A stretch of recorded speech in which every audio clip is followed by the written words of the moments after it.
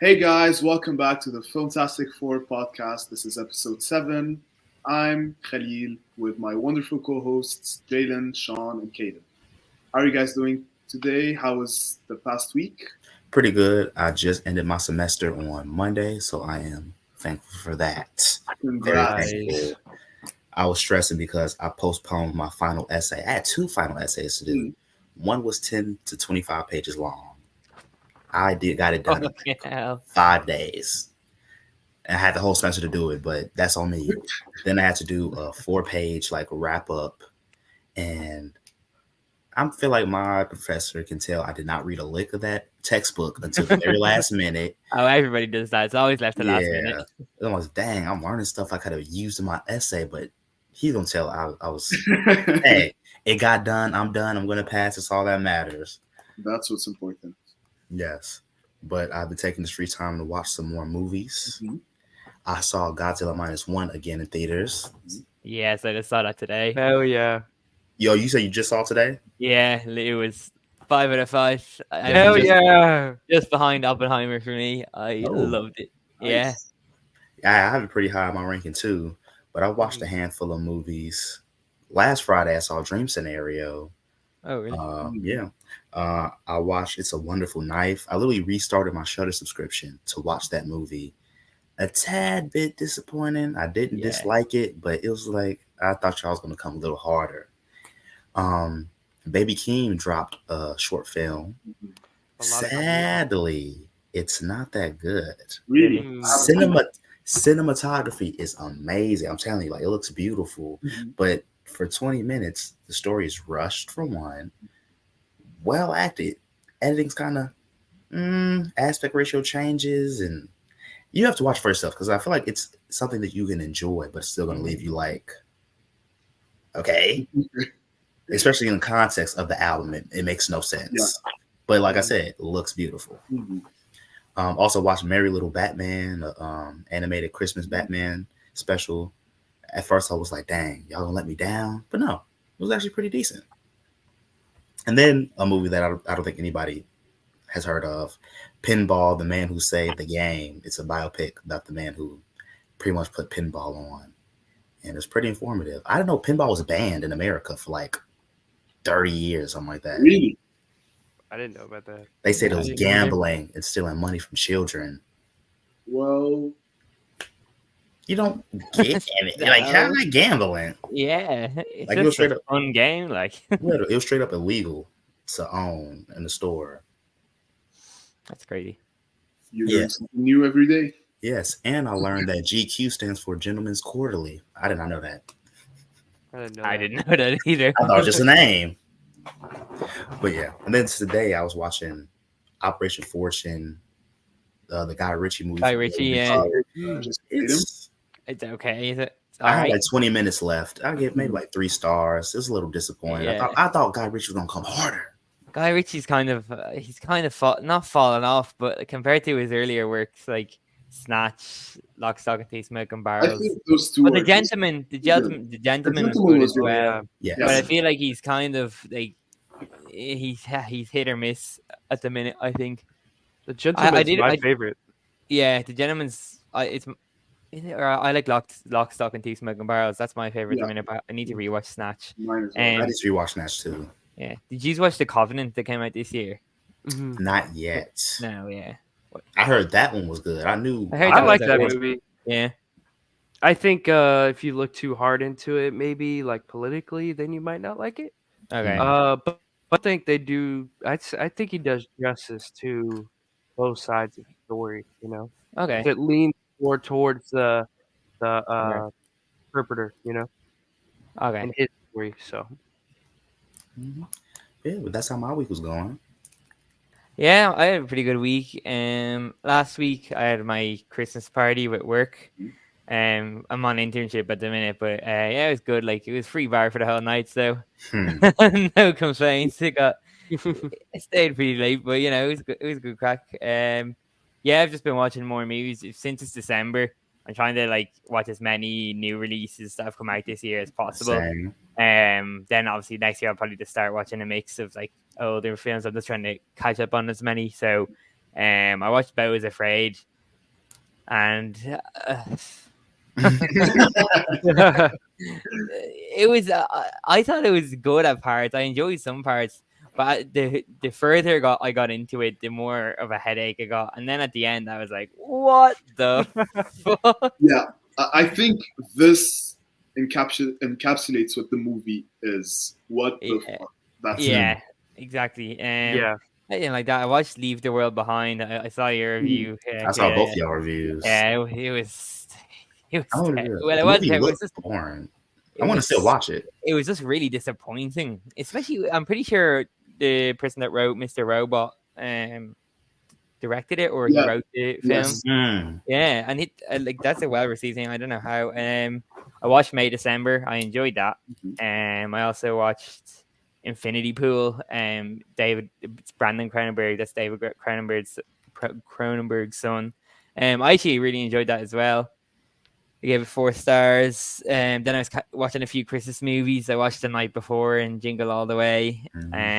And then I finally got around to watching The Holdovers, which I loved. I gave it 4.5 stars.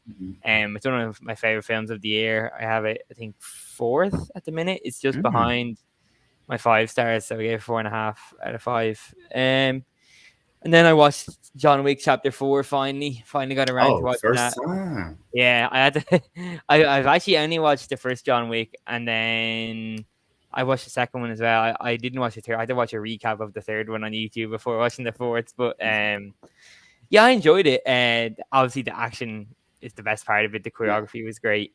It's in my top 15 of the year. And then I finished Midnight Mass from Mike Flanagan, which I really enjoyed. I've watched all his TV shows now. The only one I didn't finish is Blind Manor, but I didn't like. But all the other ones have been great. And then today I watched Godzilla -1. I just got back like a few hours ago, and I loved it. I absolutely loved it, and I want to rewatch it soon as well. It's my second favorite film of the year, as I was saying. 5 stars easily. So yeah, that's mine. Just watching a decent few 2023 releases. So yeah, pretty good. Nice. And you, Caleb? So yeah, the last couple days I've been sick. If you haven't noticed by my nasally sound, I apologize. So I haven't been doing much. So I've just been watching Christmas movies because I was slacking. So the last couple days, I've just watched some campy, cheesy Christmas movies. I watched Love Hard on Netflix, which I'm not a fan of like Hallmarkish Christmas movies. They've never been my thing. This one's a little better. It has that Hallmark feel, but it definitely feels Netflixy. But I thought, do you know who Jimmy O Chang is? He's a comedian. He's really funny in it. He was good. And then Nina DeBreve, who played in Vampire Diaries, she was in it. She was good. But then I watched 8 Crazy Nights, Adam Sandler's animated Christmas movie. I liked it a lot more as a kid. It's pretty stupid. But as you know, I'm an Adam Sandler apologist, so I still enjoyed it to a certain extent. Then I watched Fred Claus. Fred Claus was good. Yeah. Way better than I expected. Really? Yeah. I'm glad you enjoyed it. I'm a Vince Vaughn, Paul Giamatti guy, so okay. Yeah. I enjoyed it. And then I watched last night with my mom and sister Christmas with the Cranks. That's a yearly watch for us. That's my mom's favorite. So that was a fun one to revisit because I pretty much know that movie like the back of my hand. But yeah, I think Tim Allen and Jamie Lee Curtis are great in that. And hot take, Jamie Lee Curtis, she's probably like her best is probably Halloween. But I think my favorite performance from her is Christmas with the Cranks. Like she is so funny in that movie. And I think she was really charming in that. So that's it. And then Everything Everywhere, she's really good. And rewatching that, I was like, I have a little more respect for the role because I really liked her in Everything Everywhere. Yeah, she should have won. She shouldn't have won. That was nomination is fine, but a win. Stephanie Hsu should have easily won that one. Yeah. But see, this is what I don't understand. Why did Everything Ever All at Once as like I know that Khalil was saying for Oscars like the film put forward their It's actually like, why would they? Well, like obviously they want as many as possible from their film, but like, Yeah. just left Stephanie Yu in there and let her get the award because she Yeah, definitely literally. deserved it. Or I think that was a category. If she was gonna get it, I Oh would well, have there really was liked to actually see Carrie Harry Condon from Condon, yeah, Banshees. Mm. It's like yeah, you could have gave another film. Banshees didn't win shit, so you could have yeah. gave Oh, Carrie that. Banshees kind of slipped in a lot of categories. Like Yeah, I thought when it caused everything ever all at once won Best Picture, I was like, oh, they give Best Screenplay to Banshees, Yes. but hmm no. Well, I mean that would have been deserving, but I think everything everywhere was Yeah, best I prefer screenplay. everything everywhere. I 100%. just didn't like seeing I think it's one Banshees. of the best screenplays ever. So Yeah. it's so hard to make that work. You know, Yes. we've seen movies like Banshees that are slow burn, good performances, and then it's kind of crazy near the end. Mhm. But yeah, I think it was deserving. But yeah, that was my week. Just sick in Christmas movies. So Good week. yeah, it's okay. Yeah. Well, for me, I'm leaving back to Lebanon next week, so I've been seeing a lot of friends. I've been having a lot of dinners with coworkers just before Christmas, and I was able to watch two movies during the past week. I rewatched Monty Python and the Holy Grail, one of my favorite comfort movies, one of the funniest movies I've ever seen. It never fails to make me laugh. Like I've seen it through many different stages in my life, and I still find it very funny. Even though some people say the comedy doesn't age well, to me it's just hilarious. I also watched, as we said before, Leave the World Behind. I was very disappointed. Sean had a sentence that I loved in his review. It's like the movie equivalent of Blue Balls, and I completely agree with that. Completely agree with that. So I know how it ends, and I'm not looking forward to it. Mm-hmm. Yeah, I Well, think knowing how it ends and then seeing how it ends is very different because I feel like knowing how it ends makes it a bit better, but actually seeing it Yeah, because is I don't know the context of anything. yeah, like it's just the lead up. You're like, oh, and you're like, it was is that it? so anticlimactic. Oh yeah, I was just like, I was surprised it ended where it ended. Like I yeah. expected 15, 20, 30 more minutes and then credits. Okay. Mm, I don't know. It felt, I don't know. Anyways, so yeah, pretty basic week. I'm looking forward to watching a lot of movies when I'm back in Lebanon because I'm going to be off from work, so I'm going to have a lot of time. mm-hmm. So we'll see. I need to catch up on a lot of 2023 releases before the award season. Yeah. And speaking of award season, today we're going to talk about the Golden Globe nominations. Mm-hmm. I think we can all agree that we have a lot of thoughts. So let's get right into it. So the Best Motion Picture Drama nominations. We have Anatomy of a Fall, Killers of the Flower Moon, Maestro, Oppenheimer, Past Lives, and The Zone of Interest. Who would you want to win? Let's start with Jalen. Who I want to win? Yeah. Out of that whole list, Oppenheimer is my favorite on the list, so I would want them to win. But should I say who I think would win? Yep. Go ahead. My prediction would be Killers of the Flower Moon, though. Really? I feel like it's a toss-up. I feel like this whole entire list is going to be Marty Nolan, like either or. Yeah. Yeah. Who I want to win would be Oppenheimer for Best Picture. I think he's gonna take it as well. I just feel like there's buzz around Oppenheimer and the awards. I feel like Killers of the Flower Moon is up there as a film, but I don't think I think it's gonna get nominated more for acting performances than the movie itself. But yeah, I'd like Oppenheimer to win. I think it will as well. I think it is interesting though how big of a push Maestro and Bradley Cooper is getting for awards. I haven't seen it yet, but like even for director, for like him as a director and the movie itself, it does seem to be getting a bit of an Oscar baity push. I don't. I can't see it winning, but like it is interesting that it's getting nominated for. I can see it getting nominated for Oscars if it's getting nominated here. I feel like it will, but yeah, Oppenheimer for me, anyways. Yeah, I mean, Oppenheimer is my favorite movie of the year. I I think it should win, and I want it to win, and I think it will win. Uh, but I would not be mad at Past Lives or Anatomy of a Fall. Like I would, I don't know. I would be like, okay, cool. Like I wouldn't be mad because those are my second and third on the year. So, uh, but two that I would have loved to see here, which we'll mention this later, but May December should be here. Uh, or could be here. I don't Yeah. know if it would bump any of these out, but and I think they put it in the other category just to nominate it because Yeah, it wouldn't get over those. And then I would like to see Priscilla there if they decided to do that because I really liked Priscilla, and it doesn't look like Sofia Coppola is getting a ton of love. So Mm. Well, for me, I think we all kind of have the same idea. Oppenheimer's the one I want, and in my opinion, it's the one that's going to win. Again, even though I wouldn't be mad or disappointed or sad if Killers or even yeah, Another Fall won. But if I'm trying to be realistic, I think Oppenheimer's gonna take it. yeah. Yeah. It's an up and sweep. Mm. it's the All right. everything everywhere this year. Yeah. Yeah, Mhm. Musical or comedy?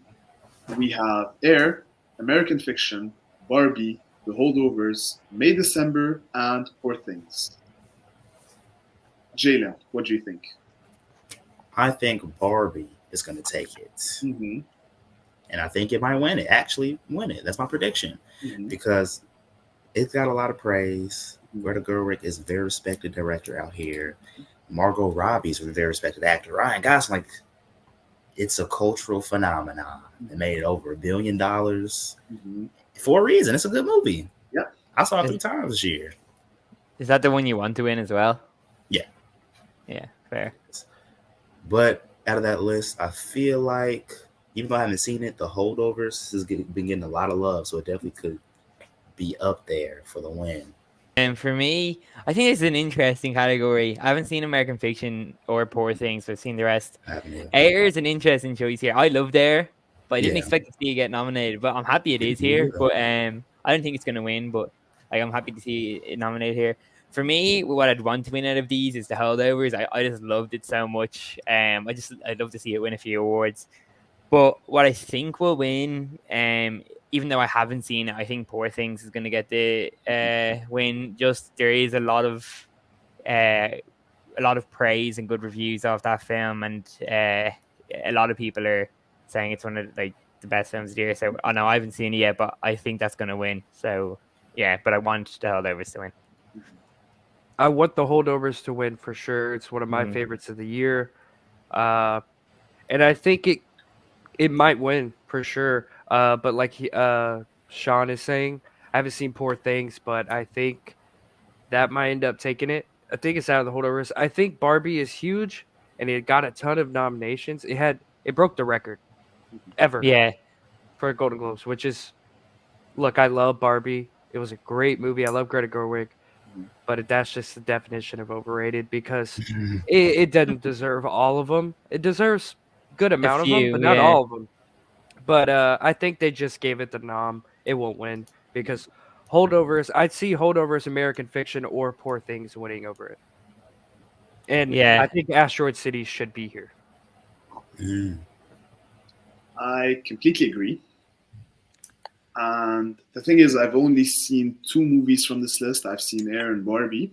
I yeah. haven't seen American Fiction or The Holdovers or May December or Poor Things. But I do agree with Poor Things having this push, let's say. Yeah. But I also feel like Air is like the typical Oscar bait movie that does great at the awards and ends up winning best editing for some reason. Mm. Yeah, Like, you know, the typical biopic. biopic. Yeah, Exactly. But I still think, I don't know, I want Barbie to win. I've seen only 2 movies, so it's between Barbie Yeah. and Air for me. I'd want Barbie to win over Air. But realistically, looking at how things are right now, still I haven't seen it, but I feel like Poor Things might have a big chance of winning. Yeah, I agree. Mhm. I have to wait till like 12th of January. And I think out of all those movies, besides Barbie, it has the push from the actors and the director. Yeah, exactly. Because Very all well. of the actors nominated, Yorgos was nominated. yeah, exactly. We're gonna have to see. Yeah. Mhm. It's gonna be tight with these. When two are the Golden Globes held? January. They're before the Oscars. Let me check. Oh, it just says it's January Oh, January 7th. 7th. Yeah, sorry. Yeah. 7th. Oh, let's go. Yeah. Oh, that's early. That's not bad. That's not a long time to wait then. That's right around the corner. Yeah. Let's go. All right. Animated. We have The Boy and the Heron, Elemental, Spider-Man Across the Spider-Verse, the Super Mario Bros. Movie, Suzume, and Wish. I would like Spider-Verse to win, Mm-hmm. and I also predict that it will win. Mhm. Even though I haven't seen it, Suzume, I heard a lot of great things about it this year, so that is a top contender. The Boy and the Heron as well could be, even though I haven't seen it. But Spider-Verse is going to win something this year. It may not be best animated film, but we're going to talk about it a little later. But that's my prediction. Yeah. Fair Yeah, I agree. I'm lacking on the animated film side this year. I've only seen two on this list, and that being Elemental and Spider-Man Across the Spider-Verse. So I hope Across the Spider-Verse wins, and I think it deserves it. But I'm going to see The Boy and the Heron next week. Me too. But I feel like that could take it. I feel like that could take the win. But if there's gonna be one category, I don't know. It's between that or Spider Verse. I just think because of the director, is it Miyazaki? Is that Miyazaki, yeah. Yeah. You know, he's universally loved. I feel like, and it's getting a lot of praise, that movie as well. I feel like Spider Verse will get it though. It's just such an achievement in animation, and that's what I think is going to win. I'm going to leave my pick as that one. Yeah, I'm okay with all of these except there's one sticking out like a sore thumb, even though I haven't seen it. I definitely want Spider-Man to win. That is not only one of my favorite animated movies ever, but it's maybe the best Spider-Man movie ever, and that's coming from a Sam Raimi lover. I think Yeah. as a total, as Spider-Man, it may be the best. It is. It's yeah.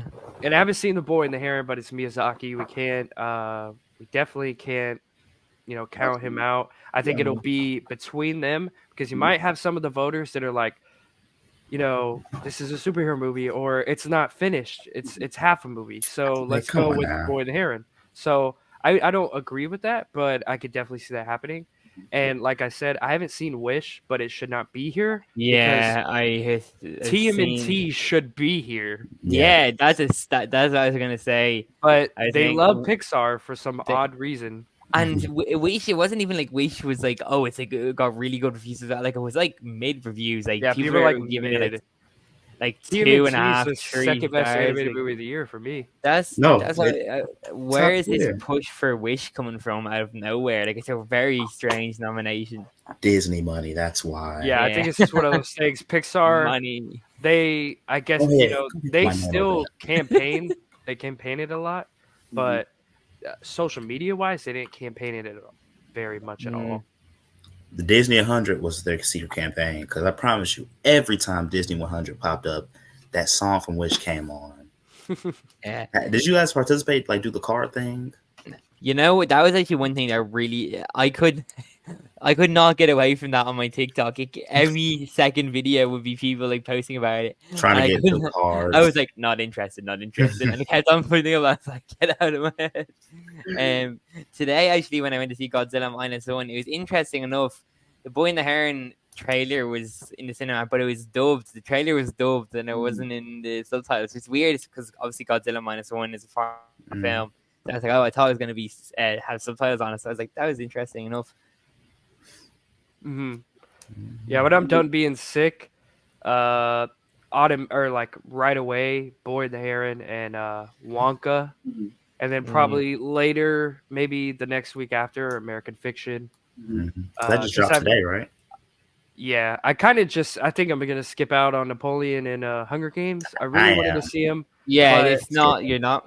I think the better option, even though cinematically Napoleon would be better in theater, the 4-hour cut, I feel like a lot of people are saying it's going to be more cohesive and complete. So, and I trust a director like Ridley for his full vision if he's going to drop a director's cut. So I'll just wait for that.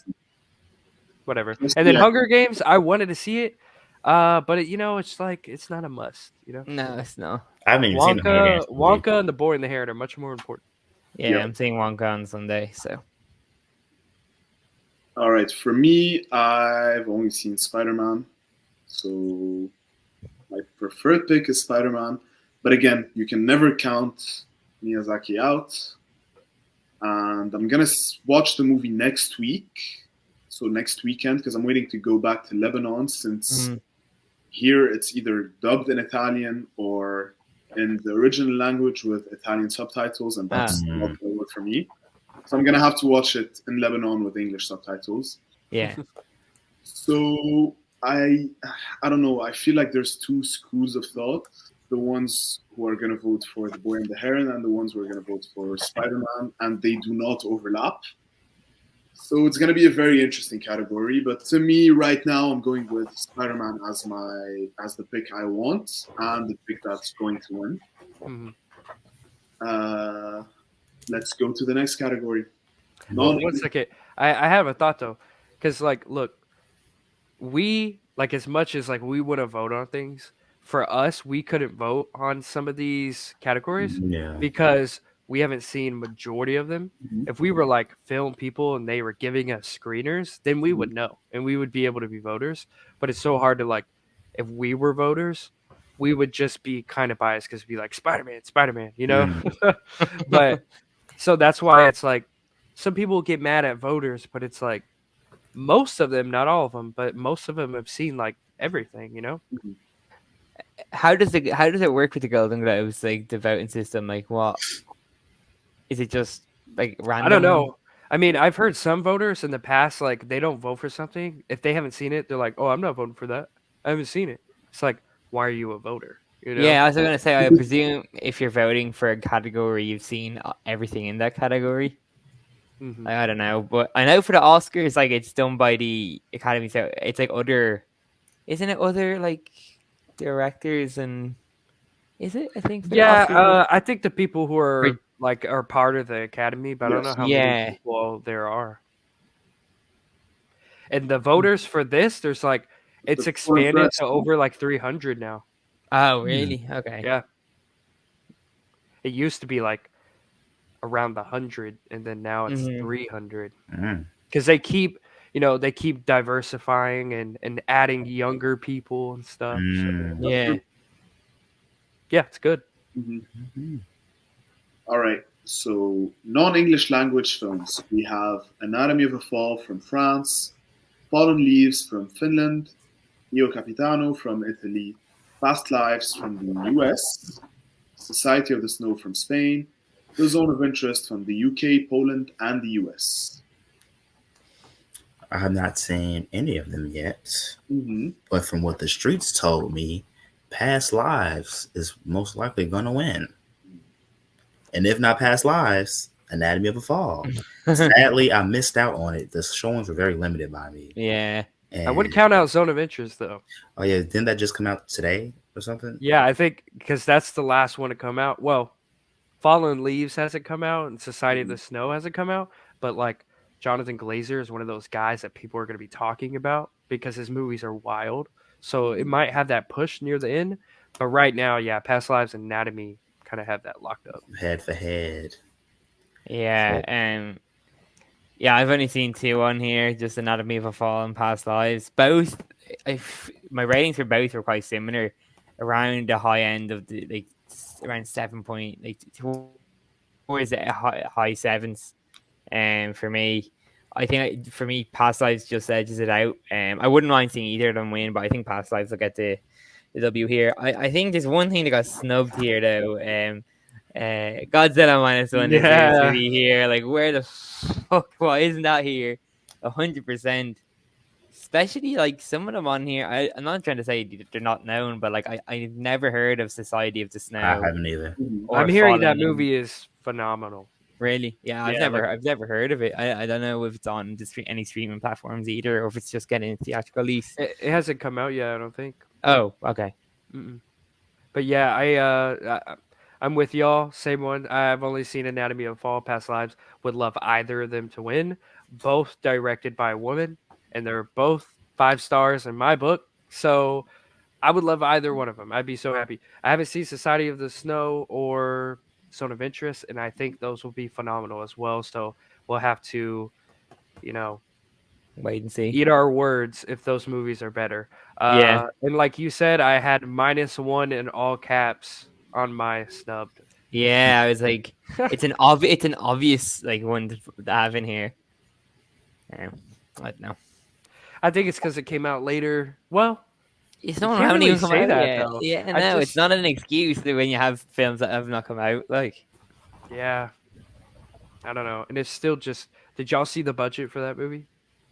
insane. Less than 15 million. It was Less. less. I saw online that one episode of She-Hulk costed more than the whole Yeah. movie. That is wild, bro. That's crazy. And Wow. She-Hulk looked like a video game. It was video game CGI. Like, While they're CGIing She-Hulk twerking, this dude is making one of the best movies ever. it's insane. That's crazy, dog. That's crazy. Shout out to him, man. Yeah, I And can't wait to see he it. said he wants Star Wars. Give it to him, and We don't need it. interfere with his vision. Which A lot I of think people with want Star Dave Wars. Filoni being at the top, Dave Filoni be like, "Here you go, brother." I mean, but isn't it a topic of the money being different over there a little bit though? Like, is it truly 15 million the same over there? Because I made a TikTok about the budget difference in Japan and America, but I still don't even truly know how it fully works. I mean, it would still Yeah. be a lot less than 250 million for the. Yeah, I know that for sure. Yeah, Even Right. if it was a bit more in comparison, like to the inflation rates, because it's over there, it's a bit lower, higher. I still feel like even when you account for that, it's still a lot less than if it was like the same type of film was made over here. Mm-hmm. So you're a film bro and the finance bro. Well, I've seen 2 movies off this list as well, but they're Anatomy of a Fall and Io Capitano. But I don't think Io Capitano has any pull in this category. I think, like, from what I'm hearing, Past Lives is really good. I haven't seen it yet, Yeah. but I did absolutely love Anatomy of a Fall. And Sandra Hüller, who stars in Anatomy of a Fall, is also in the Zone of Interest. So that's Oh, gonna be really? Zone of Interest for me. Yeah, I didn't even know that. Okay, Yeah. that's exciting. I think Yeah. she's supporting in that one. Yeah. So to have 2 movies on the same, like 2 movies nominated on this list, she's really good. Really damn good. So obviously the one I want in this category is Anatomy of the Fall. The one I think is going to win is Past Lives. I wanted to say something before when we were talking about the musical or comedy about Barbie, and I'm going to say it now. I don't think Barbie is going to win in that category, but there's a category in which Barbie is also nominated, which is cinematic and box office achievement. Yeah, We have Barbie, Guardians of the Galaxy Volume 3, John Wick Chapter 4, Mission Impossible Dead Reckoning Part 1, Oppenheimer, Spider-Man Across the Spider-Verse, the Super Mario Bros. Movie, and Taylor Swift, The Eras Tour. Yeah, why the fuck is that there? because it made lots of money. Like, I didn't did. it make, like, Sorry, It is a Swifties. box office achievement. Yeah. didn't it make like 10 million in pre-sales or something like that? Or am I I'm thinking of like, a different I'm movie? one of those people that I hate Taylor Swift fans. Hey, don't they think show we out. have- Hey, but- Jalen's a Hey, Yeah. I'm not. Hey, I am not one of those. I rock a song, but I'm not a fan. you got a fan. Swifty. Oh, I mean the social media cult. Yeah, they're crazy. I don't mean people that like her songs. I just Oh yeah, I mean I think she has a couple good songs. But Yeah. do I think she's like the best artist ever? No. Nah, not The at main all. reason why I don't Not like even is close. why her fans like attacked Jake Gyllenhaal after she did that song. It's like what? That's why he's the GOAT. Yeah, Their exactly. social relationship. He's my on goat. social media. But yeah, Khalil, like you were saying you think Barbie's gonna win this. I think actually so agree too. completely because of the way it got $1 billion. Like it didn't earn over $1 billion worldwide at the box office. Mm-hmm. Yeah. Like I think that alone, like I think it deserves it for that feat alone. So Well, it says Yeah. box office achievement, so exactly, Yeah, yeah. it's I there's a category for that, you know. yeah. Mario also got that billion, but Did. Mhm. I don't know. Are they going to be It's voting cinematic competitive? achievement as well, and I feel like Barbie is It's more more of of a a- pop culture It is. phenomenon. It is. than It just is. a movie. Yeah. It's more impressive as well, I think, than the Super Mario Bros. Like earning that much. It got people Yeah. back to the cinemas. It got casual movie watchers going to the theater Yeah. once, maybe twice as well. Like I know people who haven't been to Yeah, the theater in like 3-4 years who went to see Barbie twice. Yeah, I I've think never that's seen. important. I've never seen the movie theater so packed. Even weeks after it came Yeah. out, I'd go in and there'd be queues going in just for like the Barbie film. I was like, this is insane. Yeah. Yeah, I would say the only ones that deserve the title is Oppenheimer or Barbie, but I think Oppenheimer's Mhm. going to get wins elsewhere. And I Yeah, think it's more impressive that Barbie had the Mhm. juggernaut because Nolan always brings people in. Yeah. But exactly. Yes. but dude, I mean, but no one thought Barbie was going to be that wild. And shout out to Greta Gerwig for Yeah, being the fair first play. woman director to have her movie go to $1 billion. So Yeah, that's that great. deserves a W in itself. 100%. Mhm. All right, so I think this category is pretty Yeah. clear. Let's go to the next one. Best performances. We have best performance in a motion picture, drama, actor. We have Bradley Cooper and Maestro, Leonardo DiCaprio and Killers of the Flower Moon, Coleman Domingo and Rustin, Barry Keoghan and Solberg. Did I pronounce that correctly, Sean? He pronounces it Keegan. Yeah, but I say Kyoan because like if the name over here, most people would name it's like Kyo, so Okay. it's a Kyoan. But like I say Kyoan, but I've seen in interviews that he pronounces it like Keegan or Keegan. Keegan, like something like that. But like Alright. I say Kyoan. Whatever you can say, whatever you want. I Barry think it's Keoghan. at this point it's an anomaly. Like It no one is. ever gets it right. Yeah, All right, so Barry Keoghan for Saltburn. I did a bit of a mix between both. Cillian Murphy and Oppenheimer, and Andrew Scott and All of Us Strangers. I feel like it's pretty easy here.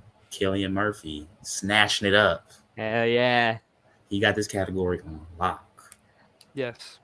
This is a stacked category though. It is quite stacked. Now I haven't seen Maestro, but again, you see Bradley Cooper getting the nomination again, and I haven't seen Rustin either. I think that might be on Netflix. I'm not too sure, but I think It's it a might Netflix be. original. It's yeah. Yeah. But I don't know if it's And out. no Is one it talked out? about it when it came out. Yeah, Is it out? But mostly I Coleman think it is. Domingo's fantastic in it. I think it is. I think I might watch that soon. But he's a fantastic actor, so I'm interested to see.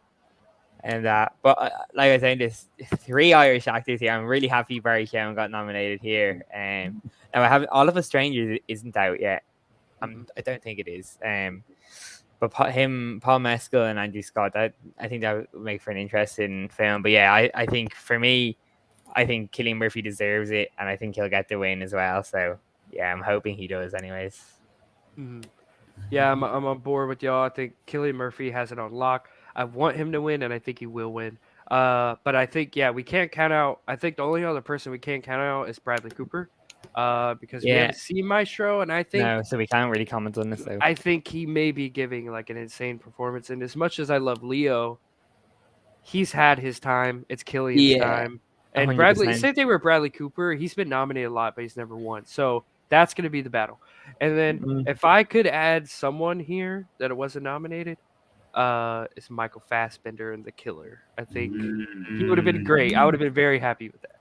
I don't know who you would take out because I haven't seen Coleman Domingo or Andrew Scott, but I feel like from what I've heard, Andrew Scott like barely got in. So maybe Fassbender would take his spot, but yeah, who knows? Is there any other performances that I'd like to see in here? I don't think so. I think that the kind of they've hit the mark here. Hmm. For me, I would include Bradley Cooper as Rocket Raccoon. I'm joking. I'd say Cillian Murphy is the guy I want to win. He's the guy Yeah. gonna win. Leo, again, Leo's a great actor, but I still feel his performance was a bit under, Really? like a bit. No, his performance was a bit not overrated, just understated. Maybe it was. I don't know how to explain what I'm trying to explain. It Like was, I what? think when you're stacking it up against his other performances, it's not top three. With Killian, that's his number one. mhm, Yeah, Like I agreed. haven't seen all of Peaky Blinders, but that's the one Uh, he'll be remembered by. Those two performances, but movie mm, wise, it's Oppenheimer. movie wise, it's definitely Oppenheimer. It's hard to compare a TV show that's gone on for 4 seasons or so yeah, compared to just one movie because you Mhm. get more of a range mhm, through that length of time. But movie wise, it's easily Oppenheimer as his best performance. See, I know some people that were trying to leave DiCaprio off the list, which I think is What? wild That's no, because insane. at that's least not for what I was me, trying to say. no, but at least for me, he was my favorite performance. Mhm, A lot of people say De Niro, Lily Gladstone, which they're both phenomenal in it. For me though, I really loved what DiCaprio was mhm, cooking in that performance, but I don't think it's one of his top three, top five mhm. best. Yeah, Mm, agreed. Agreed. All right, so we all have Cillian Murphy. Let's move on to actress. We have Annette Bening in Naiad, Lily Gladstone in Killers of the Flower Moon, Sandra Hüller in Anatomy of a Fall, Greta Lee in Past Lives, Carrie Mulligan in Maestro, and Kaylee Spaney in Priscilla. Well, I've not seen too many movies off of this list. Mm-hmm. Kaylee Spaney is a very good choice right there. I did not expect. Well, let me not say I didn't expect to see Priscilla on the list because, like Caleb was saying, definitely got you know very few nominations Mm-hmm. here. So that's a good choice right there. But I feel like the clear. Let me not say clear. Very top tier choice would be Lily Gladstone. Mm-hmm. Greta Lee, even though I've seen past lives, I know she was talked about very highly this year, but so has Lily Gladstone. People saying, "Man, she needs to be in everything now." And hey, yeah. she did a thing in this movie. Mm. So that's who I predict. Okay. Mhm. Yeah. I who I'd want to win. I'd like to see Sandra Hüller get it Mm-hmm. for Anatomy of a Fall. Like, I'd really like to see her get it, but like Jalen, I feel like there is a lot of talk about Lily Gladstone and her performance, especially kind of going from not well, yeah, relatively unknown before this, and then coming into this. I think Lily Gladstone will win it, but I think Sandra Hüller deserves it, and I'd love to see her win. But I think Lily Gladstone is going to take it. Yeah, it's an upsetting thing because this is stacked, and Yeah. I've seen every one of these performances except Carrie Mulligan, which Oh, really? I mean, Okay. shit, dude, she's a dark horse that she could Mm, just pop up and be like, "Oh shit, Carrie Mulligan," you know. yeah. But I've been on the Greta Lee train for a minute, like since I Yes. watched Past Lives. Yeah. I would love to see her win. I checked it twice because that's who I really want to win. But Sandra Hüller, sensational. When I came out of Anatomy of Fall, I was like, she could win. Like, because Lily Gladstone's phenomenal. But when we're talking about lead, Yeah.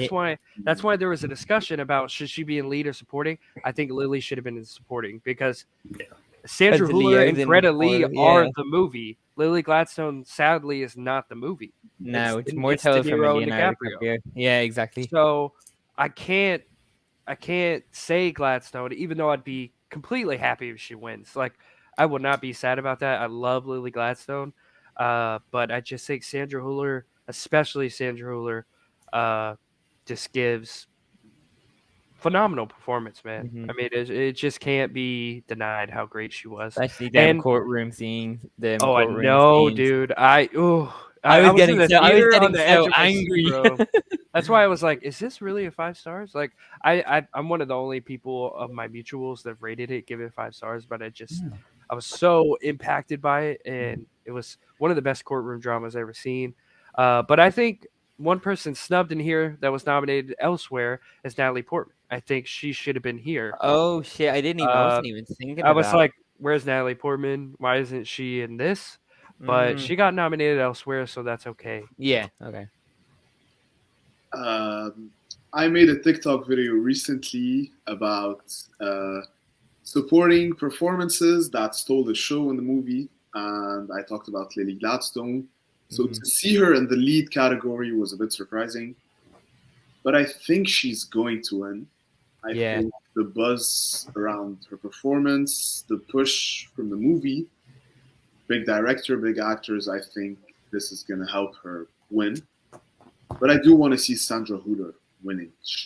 To me, like as you guys said, phenomenal performance. But I do think the power of Killers of the Flower Moon is what's going to give the win to Lily Gladstone. Mm-hmm. Yeah. Yeah. I think the indicators will be leading up to the Oscars. Like, if Sandra Hüller just catches on, I don't think it'll be Greta Lee, which is sad, but it's gonna be between Lily Gladstone and Sandra Hüller right now. Again, I haven't seen Carrie Mulligan. She could be the dark horse.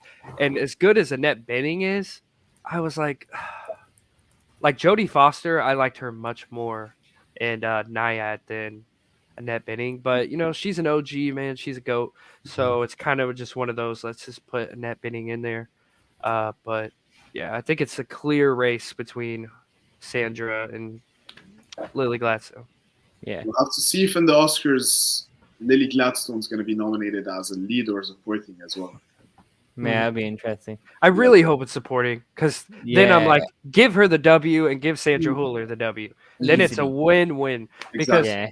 we haven't done supporting. I can't really remember, but we'll get to that. But yeah, I would love to see both of them catching W's. I would just love to see Greta Lee get a nomination, because she still might not get a nom in Oscars, because it's 5 nominations, not 6. And a lot of yeah, people you're are kind of right. thinking she might get left off. So I'd be very sad. Well, 5 instead of 12.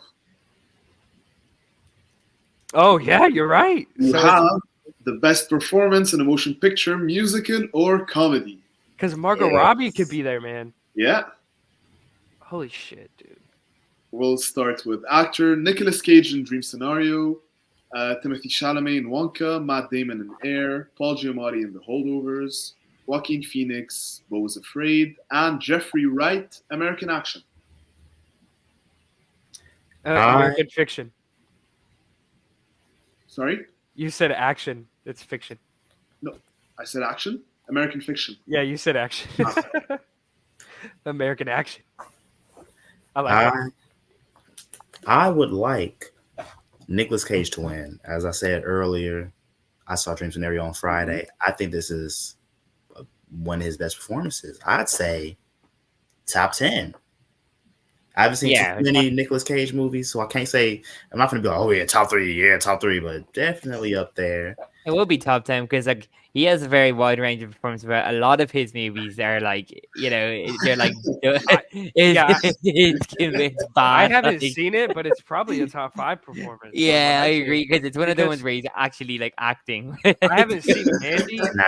I haven't seen Mandy, but I heard that's up there. But my favorite performance and best by him is Pig. Pig, I agree. Pig is that movie. I could just sing Dream Scenario in his top 5 after I watch. I can't. Yeah, I think it is, but like, like he's also really good at adaptation. Have y'all seen that? It's him and Meryl Streep. And, that's the. I forget the director. I think it was Spike Jonze. Yeah, that's on my watch it is. list. I think it might be. That movie's really good, dude. Nicolas Cage at his second best for me. Why did I need to watch this in my watch list. In my mind, for some reason, I thought that was like Jim Carrey's face on the plant. I don't know why I thought that. But even though I want Nicolas Cage to win, Paul Giamatti for Holdovers might be the one. So I'm going to watch Holdovers very soon, like next week. Yeah, so you should. I'm going to get in tune. Mm-hmm. And I'm going to see. And you gotta let that movie marinate a little bit. Like the first 15 minutes, I was like, okay, where's this going? And then once the relationships start brewing, that's when the movie gets really good. Mm-hmm. Yeah, for me, I've seen all the ones on this list except for Timothy Chalamet in Wonka and Jeffrey Wright in American Fiction. But I'd love to see Paul Giamatti win. I think he deserves it too, and I think he's going to get it in this category. I think it's kind of it's not. I think it is kind of a clear winner here. Although Joaquin Phoenix is pretty good in Beau is Afraid, and Timothy Chalamet is getting a lot of praise for Wonka as well. Have any of you guys seen Wonka yet? Is No. it even out for us yet, Caleb? Mm-hmm. Oh, yeah. It came out. What's today? Friday. The 15th. It came out yesterday. Okay, yeah. Yeah, it's getting a lot of praise, but I'm going to see Wonka on Sunday. But yeah, I'd love to see Paul Giamatti win, and he definitely deserves it. I second you. I haven't seen Dream Scenario, I haven't seen Wonka, and I haven't seen American Fiction. But I'm sure once I watch all three of those, they'd all be pretty respectable. Because I would say the least respectable is Timothy, but I don't know how they usually lean this. Because I mean, he'll probably have the comedy and musical, so he'll be that double threat. Exactly, a bit of So who knows? But I would say Paul Giamatti is my favorite for it. I'm happy to see Matt Damon got a nomination. Yeah. And at the beginning of the year, Beau is Afraid. I thought Joaquin was sensational. So if they decided to give it to him, I wouldn't be mad.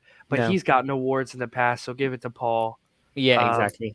And then someone I would have loved to see here is Jason Schwartzman in Asteroid City. Because I thought he was at the top of his game in that movie too. This is my favorite part about that movie. Yeah. So. For me, even though I haven't seen it, I still do want Nicolas Cage to win.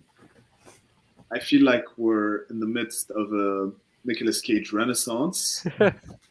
You could say. And I think he deserves the award.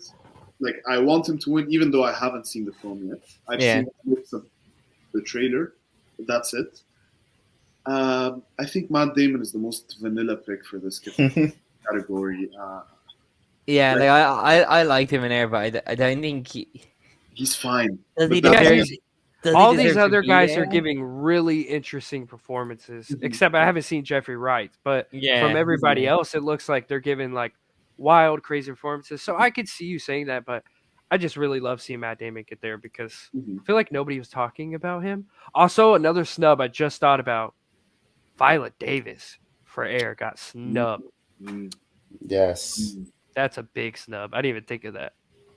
Usually all the awards love Viola Davis. So. Yeah. Air just didn't. Matt Damon was only. It got nominated elsewhere, right? Best comedy musical. Okay, so it got nominated twice. So I would give Viola Davis it over Matt Damon, but whatever. Well, I also think Joaquin Phoenix gave a crazy performance. Yeah. But I think the problem with that is that it's too crazy. Well, I feel like because of the movie itself, I feel like the movie kind of like it would be a reason why he might not get as nominated because his performance is great, but the movie is kind of like I don't know. But I heard Dream Scenario is the same thing, and Ari Aster was a producer on that. Oh, really? Dream producers. I feel like Dream Scenario is not as crazy as Beau is Afraid. I can see that, but just seeing the trailer, all I was thinking was Beau is Afraid. I was like, this feels insanely inspired. Like Ari Aster is homies with the director, and they had similar ideas, and they're like, hey, let's just drop our vision the same year. But I don't know. It depends on how the voting body feels about Nicolas Cage. Because he's one of those guys that give you the best performance of the year and also the shittiest performance of the year. Yeah. There's a famous quote by a famous football player. He's Italian. He says, sometimes maybe good, sometimes maybe shit. Yeah. I've heard that quote.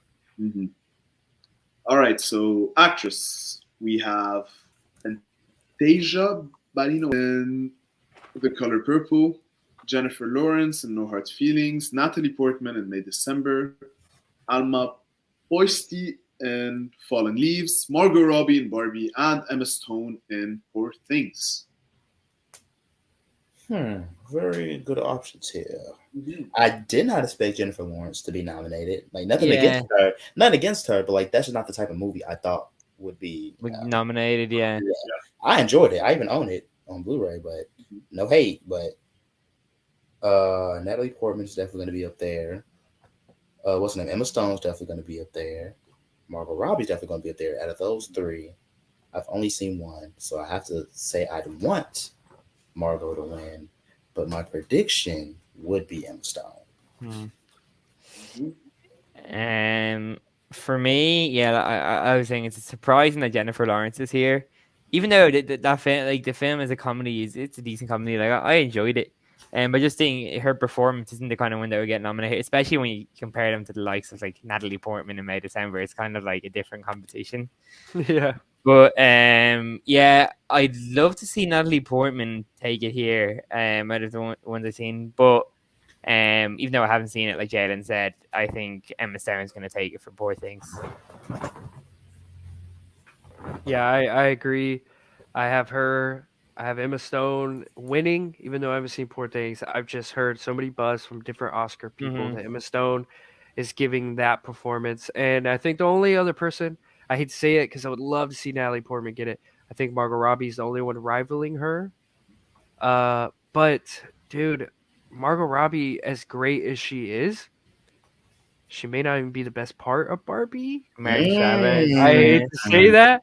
And I think Emma Stone's going to be the best part of Poor Things, besides the production design and the scope and the direction.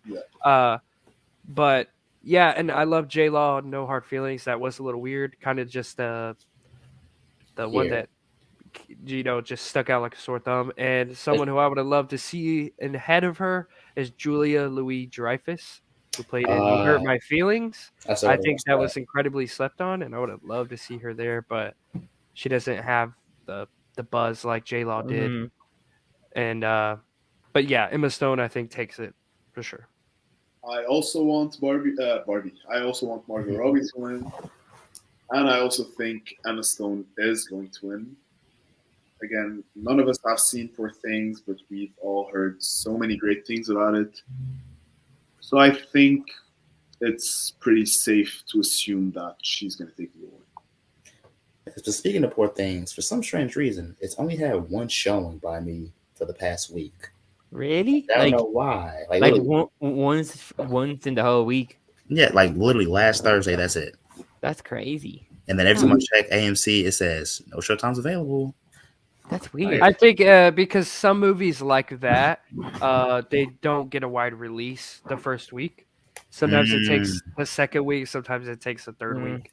Because American Fiction was the same way, I think. Yeah. It came out last week, and then it got a wider release this week. Yeah, I know a few movies did that this year, like Saltburn, Dream Scenario did. Yeah, I got Dream Scenario and Saltburn super late. Priscilla even, yeah. Nah, I never check. Someone not nominated who should have been was Rosamund Pike. Oh, wait. She was. Never mind. Yeah. Never mind. I was about to mention her as well. Yeah. Well, Rosamund Pike. Best Supporting Performance in a Motion Picture. Let's start with actress, just for the sake of it. Yeah. Ladies first. Emily Blunt in Oppenheimer. Danielle Brooks in The Color Purple. Danielle Brooks in The Color Purple. Jodie Foster in Nyad. Julianne Moore in May December. Rosamund Pike in Saltburn. And Divine Joy Randolph in The Holdovers. Okay, so Julianne Moore, she's a veteran in the game. I feel like she has it. I've seen a handful of movies with her I was watching this year, especially with Paul Thomas Anderson movies I was watching. So I know she got it. I'm going to watch May December pretty soon, so I know she got it. But from what I know about Rosamund Pike, at least from Gone Girl, I know she's bringing it in Saltburn.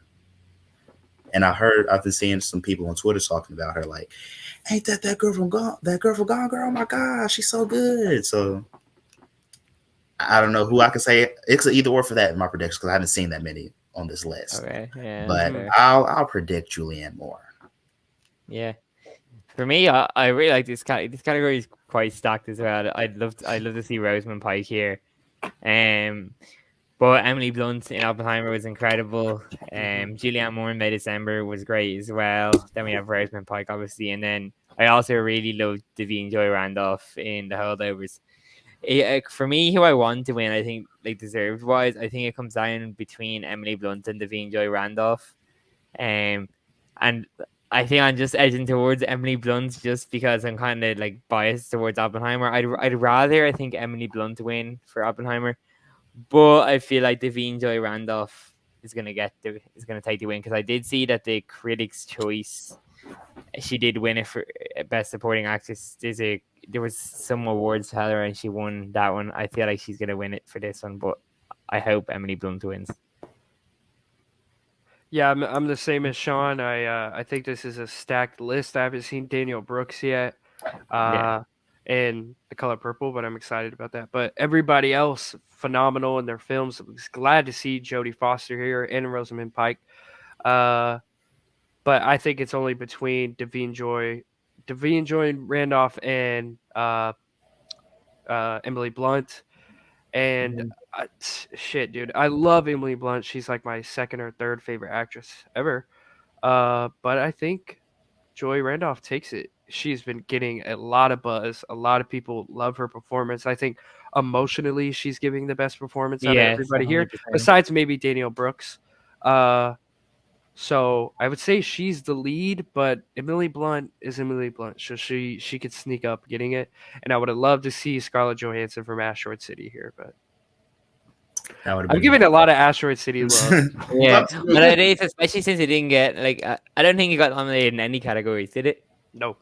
Nope. No, which is insane. And I saw an article right before we started. I think it was Variety or something. Put it on the one of the worst movies of the year. Dang. One of the worst that like You know, I wasn't the biggest fan, but it's not that neither was- bad. yeah, It's neither not- did I. And it Like, was next to like some trash movies, dude. yeah, I wasn't a big fan of Asteroid City. Like it Yeah, is in my ranking is towards the end, but I wouldn't call it one of the worst films of the year. I just didn't enjoy it. Variety's worst movies of 2023 include Ghosted, Asteroid City, Heart of Stone, and The Flash.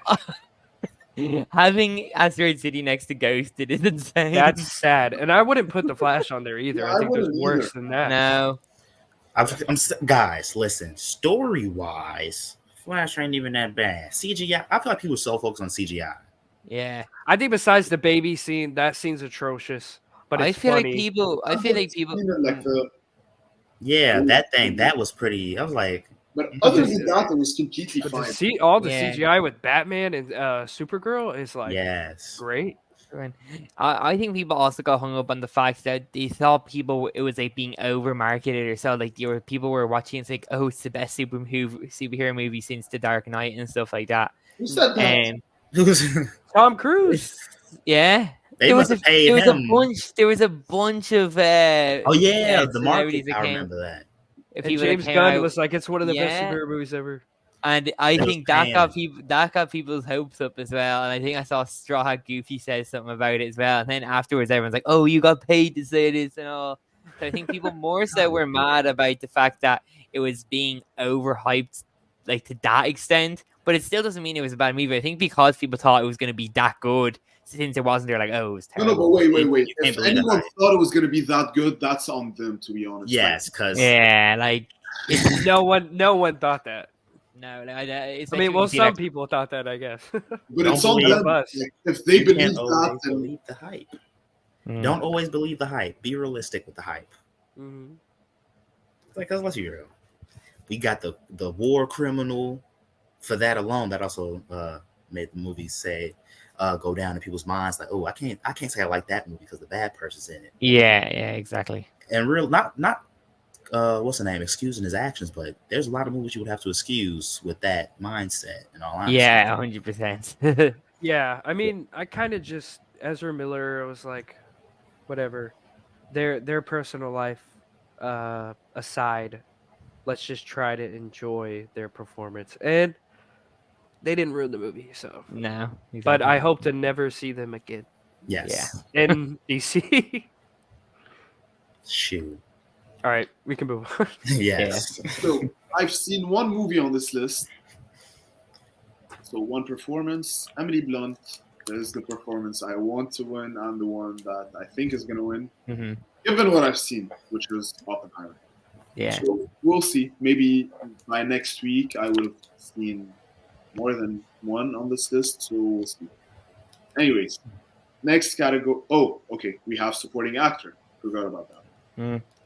Willem Dafoe for Poor Things, Robert De Niro for Killers of the Flower Moon, Robert Downey Jr. Oppenheimer, Ryan Gosling Barbie, Charles Melton May December, and Mark Ruffalo Poor Things.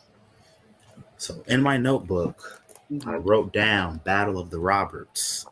But out of that battle, I think Robert Downey Jr. got it. Yes. He got Yes. it. Agreed. I have something to argue against that, but keep going. Let's hear the argument because I have nothing more to say. No, Sean, you go. Oh, Okay. So yeah, this is a stacked category. Then again, I haven't seen Poor Things, obviously, but we have Robert De Niro, Robert Downey Jr. I don't think, and then obviously Mark Ruffalo's there. I haven't seen that, but I don't think Ryan Gosling deserves to be here. He was great in Barbie, but he did like his thing. I thought he was great in Barbie. But, Dude, like, I don't know. That's one of my favorite performances by him. really, Yeah. like I thought he was. I thought he I was don't funny. I thought I he don't was think more it's like one of his best, like top. Yeah, three. it ain't. It's by. I would have liked to bro. see. I would have liked to see Dominic Sessa from The Holdovers here instead. Personally, I would take him out for that. Mm-hmm. Now, yeah, it's not like I didn't like Ryan Gosling's performance. I just feel like that over that. And then Charles Melton. For me, it's between the two Roberts and Charles Melton. More so between Charles Melton and Robert Downey Jr. But I'm going with Robert Downey Jr. I think he deserves it, and I hope he wins as well. I think he's going to take the. I think he's going to take the win. There is a bit of a buzz around Charles Melton though, so I don't know, but I'll go for Robert Downey Jr. Yeah, that's.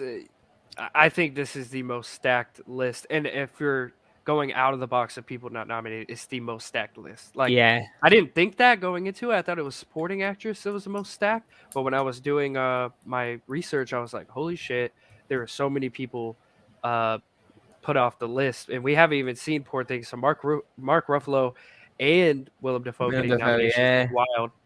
Love De Niro. He's fantastic in it. Since I saw Oppenheimer, I was like, Robert Downey Jr. is going to win. But then came along Charles Melton, giving one of the most heartbreaking performances I've ever seen. And I think he could take it. I really do. I think it's between who's giving the better performance that's going to hit you emotionally. Definitely Charles Melton.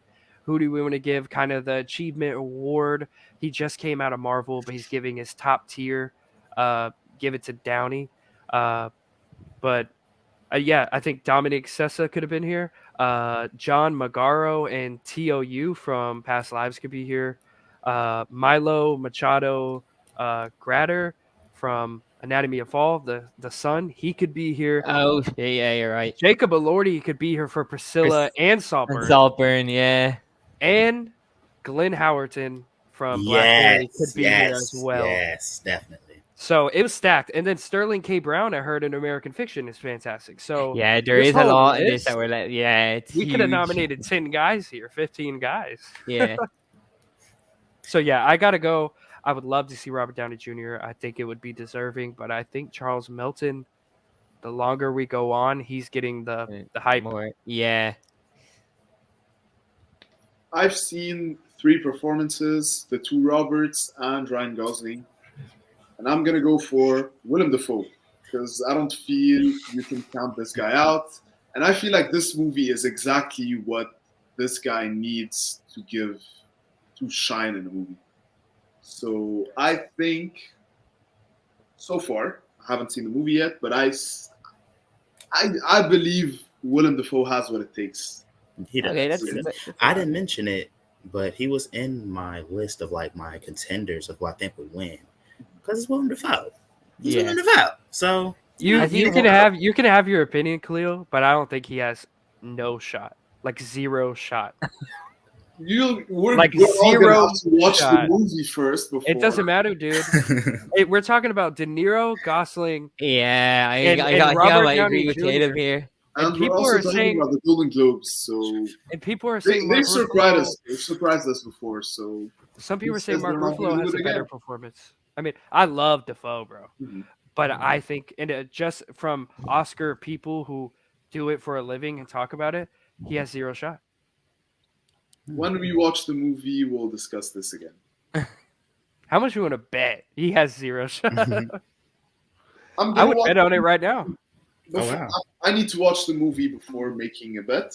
I don't need If to. I do still think so after watching the movie, then the bet is on. We're gonna clip this, Okay. and I'm gonna tell you. Timestamp. Watch Defoe not even get a nomination at the Oscars. On it right now. Well, fuck the Oscars. Honestly. Yeah, I kind of I'm not betting like Caleb, but I kind of agree that I think no matter how good his performance is in Poor Things, I feel like just based on how stacked it is this year, I don't think he's gonna get the. Well, I think because it's so stacked. That's why I don't think he's gonna win. We'll Like see. I don't think. Well, he'll win. and if this is another thing too, if they both get it, then they're going to knock both off. You know what I mean? They're gonna split votes. So I don't think either one of them could win. Yeah, They that's have no actually shot. Now, if one of them makes it, like if Defoe makes it, not Ruffalo, then he might like a slim. Mhm. But if they both make it, they have neither one of them have a shot. Yeah. All right, best director. We have Bradley Cooper for Maestro, Greta Gerwig for Barbie, Yorgos Lanthimos for Poor Things, Christopher Nolan for Oppenheimer, Martin Scorsese for Killers of the Flower Moon, and Celine Song for Past Lives. We already know. Christopher Nolan. Agreed. I think he's gonna win it, and I think he deserves it. I hope he wins as well. Yep. Yeah. I think he's running away with it. Yeah, so do I. I think this is a clear kind of. I win love for him. seeing Celine Song Celine here. Song, yeah. Yes. That's fantastic. And can't count on Marty, but I think Nolan has more of the steam going into it. And we can't count out Bradley Cooper, man. Like No, we we can't. keep saying that. We can't count him out. And I just want to name off a couple people that weren't on here. Justine Triet, Alexander Payne, Sophia Coppola, David Fincher, Wes Anderson, Todd Haynes, Ben Affleck, and Ari Aster. We've had a stacked year for directors. Yeah, I agree. It's insane. And some of them would have no shot, but like Wes The Anderson nomination or is nice. Ben Ari Affleck, but and Ari Aster, yeah. He But could just be get there. nominated is like, okay. But it's cool seeing Yorgos there, even though I haven't seen Poor Things. So we can't count out. I think it's a stacked crew, but I think Nolan he's the guy. It's his year. It's His Have you got- Oppenheimer's year. Have you guys watched many of Yorgos' other films? I've only seen The Lobster. Lobster. I've seen The Lobster and and Killing Deer. Killing Getting Her a Sacred Sacred Deer. Deer. Yeah. I need to watch The Favorite. Mm. That's the one I want to watch before Poor Things. What's it called? The Favorite. Favorite. It has Oh, Olivia okay. Colman in it. Oh yeah, I've heard of that one. Yeah. Didn't that get a lot of awards or nominations? Yes. Yeah, I think it Yeah. did. Yeah, Coleman won the award for Best Actress, Best Actress. And then wasn't Emma Stone in it as well? Yeah. Yeah. And I think maybe Yorgos got a nomination. That was his first one. Mm-hmm. But if not, then that's why he's in for sure for this, because they're like, we have to now. Yeah. All right, so we can all agree that it's Nolan. Yes. Yeah. Best Screenplay, we have Greta Gerwig and Noah Baumbach for Barbie, Tony McNamara for Poor Things, Christopher Nolan for Oppenheimer, Eric Roth and Martin Scorsese for Killers of the Flower Moon, Celine Song for Past Lives, and Justine Triet and Arthur Harari for Anatomy of a Fall. Before I give my answer, I will say one movie that is snubbed. The Cocaine Bear screenplay. No, I'm just kidding. But I think Oppenheimer is going to get it because a big factor into me saying that, for one, of course, it being a good movie, but they literally printed the screenplay and people are buying it. Yeah. So I feel like that just goes to show it's one of those ones that's going to get it. Yeah, I agree. I think it's like a clear Oppenheimer win for me. And like Christopher Nolan amongst Celine Song and Tony McNamara. They're like ones where it's a single like writers. So like the others are kind of mixed between people, but yeah, Christopher Nolan for me. Just to add a comment to that, I consider Greta Gerwig and Noah Baumbach as one person. So I would add them to that list, but yeah, go ahead. Yeah, that's fair. Yeah, I think it's Baumbach. Yeah, I think it's clear that it's Oppie. But again, would love to see Past Lives win it. Or especially Anatomy of a Fall. That would be my top two. Because I think script wise, like difficulty wise, to pull it off, Oppie and Anatomy of a Fall are the hardest. Yeah, I agree. Besides maybe Killers too. I'd like to disagree. And adapting Barbie into a movie must have been really hard. Okay. But that's the script is not the best part of that movie. I know. think it's actually the biggest problem with that movie. Oh wow! No, we still take the script for granted, like the idea of the movie and the way it's presented. I don't think anyone expected Barbie to be the way it was. How should I say this? I don't think anyone expected to watch the Barbie movie that we watched. I definitely didn't. I get what you're saying, but the level of difficulty of what Nolan did to write a 3-hour movie. Wait. No. I'm not saying it was more. Underrated. I'm just saying it should be mentioned. You're saying like it's an underrated pick? Yes. I'm not saying that Greta and Noah are not great writers, because they are. But yeah, I agree. When I came out of Barbie, I loved Barbie, but me and a couple other people I was with, the biggest problem we had was the screenplay. Because I think it does fall a little flat near the end. Even though there are some good emotional moments, the script kind of just felt like we have to do something. We have to figure out how to end this movie, with Oppenheimer having one of the best endings of the year. Yeah, one of the best shots. I'm not comparing. To me, it's Oppenheimer. But I understand what you're saying, Khalil. Oh, everybody here wrote a good script, though. You know? Yeah. I just think personally, if I was ranking them, I can't speak on poor things, but I'd have Barbie last. Dang. Yeah, I would here as well. We have good scripts here, guys. I mean, yeah. Killers is a good ass script, and it's a 3-hour movie. Another one as well. Yeah, fucking hell. I think they're all difficult. I think the tightest screenplay is Past Lives, because it's just a little more. It's a little more intimate, you know. It's not like bombastic like some of these other ones, but that's what I love about it. Even more impressive with it, it's like, her director. I know it's not for director, but still, it's her director. Even further, I would take Barbie out and put the Holdovers in it instead. Yeah, I would as well. But but like you're saying, it's not in there. Barbie is over it because it is more difficult to adapt that than to write the script of the Holdovers. Because just like Past Lives, it's a much tighter script. You know. So I'm not discrediting Barbie. I love Greta Gerwig. I love Noah Baumbach. And I know you do too. I mean, Francis Hall, that's like the go-to duo for you. Yeah, so I need to no watch hate, that, bro. ASAP. I love Lady Bird. I love. But again, I don't want you to get me wrong. I'm not comparing because I know there's no comparison. I'm just saying, give it some credit. Yes. Well, I think it got credit by being nominated, but it won't get the credit for winning. Of course not. That was definitely not what I was trying to say. No, I know. Not. Yeah. And I would have it last, even though I haven't seen Poor Things and Past Lives. From the ones I've seen, I would put it last. But last with a plus. All right. So, best original score. We have Jerskin Fendrix for Poor Things, Ludwig Göransson for Oppenheimer, Joe Hisaichi for The Boy and the Heron, Micah Levi for The Zone of Interest, Daniel Pemberton for Spider-Man Across the Spider-Verse, and Robbie Robertson for Killers of the Flower Moon. May he rest in peace. Oh shit! I didn't realize. He passed away? It is. Damn. Wow.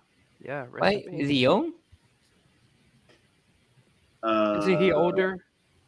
I'm not too sure. He I just was 80 when he passed away. okay. Wow. Damn. I feel like two contenders here. Number one, Daniel Pemberton for the Across the Spider-Verse score. As you see, this is the whole score in general, or the main score. No, the whole score in general. Oh yeah, so definitely the Spider-Verse, because as you see on TikTok, there's a whole trend that. Yeah. So that got some hype, and also it's just good overall. Also, the soundtrack pretty good, but Ludwig Göransson, Yeah.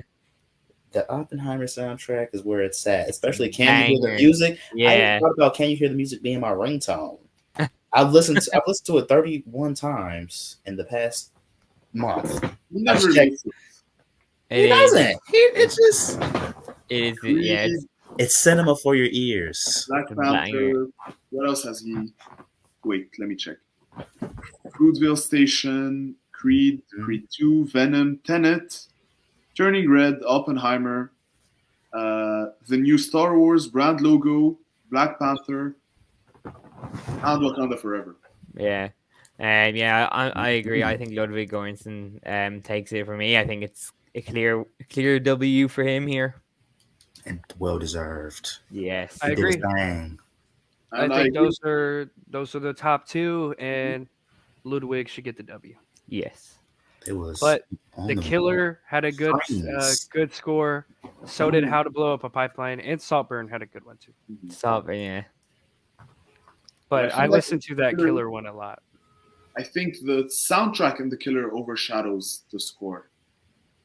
The Smiths. Always yeah. I would agree. But I think it's the same in Saltburn as well. Yeah. But Atticus Ross, man, and Trent Reznor, they did their thing on that.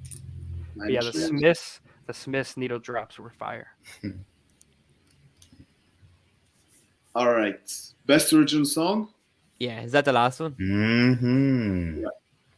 Best original song, we have Addicted to Romance by Bruce Springsteen from She Came to Me, Dance the Night by Mark Ronson, Andrew Wyatt, Dua Lipa, and Caroline Aylan for Barbie, I'm Just Ken by Mark Ronson and Andrew Wyatt for Barbie, Peaches by Jack Black, Aaron Horvath, Michael Jelenic, Eric Osmond, and John Spiker for the Super Mario Bros. Movie, Road to Freedom by Lenny Kravitz for Rustin, and finally, What Was I Made For by Billie Eilish and Phineas for Barbie. So 3 Barbie songs on here. And I would say all legends on here. We got Bruce Springsteen, Lenny Kravitz, Jack Black. Me, I'm on there. But I would want I'm Just Ken to win. I feel like it's a funny song, yes, but it's a very catchy. It's a good song in my opinion. Yeah, I sing that to this day, like all the time. Literally randomly, I just say it. But this past week, for some strange reason, What Was I Made For has been stuck in my head. I don't know why. I think that one will win. I think yes, give it to Billy. You know. Yeah, I'm just going to win, but my prediction is What Was I Made For? Especially, didn't she win like 5 Grammys in one night, one time? Like the awards love her, so yeah, I think she got it. I think I'm Just Ken to win, and I hope it does as well. The song is it's peak. But I would like to see Dance the Night win. I love that song too. I'm a Dua Lipa guy. Mm-hmm. But I feel like Barbie got in the bag. So there were a lot of Spider-Verse songs left off. Yeah, surprised. The main one being Hummingbird by James Blake. I think that should have been here. But also Dreaming with A$AP Rocky. Yes, the end song, that was pretty hard. All the Way Live was probably my favorite song off there with Future and Lil Uzi. Even though I'm not a big Uzi guy, that song is fire. I'm a big Jack Black guy, so I wouldn't be Peaches. mad if I saw Peaches win. But Mm. I really want I'm Just Ken to win, but I think What Was I Made For is going to win. Mhm. Yeah. But with Between Peaches, those two. I seen a discussion on Twitter about that song being nominated, and people were saying that it was purposely made to be bad. That's why it's funny. But I'm like, I don't like. I know it's Jack Black. It's like a goofy song, yes, Yeah. but that doesn't mean it's supposed to be bad necessarily. Like I'm a big fan of Tenacious D, so Hmm. I see why people might say it's like the so bad it's good, but I actually do think it is good. Good, yeah. Peaches. I did not know what I didn't expect. A Cole Bennett music video to come out of that. I did not expect that to happen. I did not expect that either. That was dope. I'm like, oh, look at that. But no, little kids love it.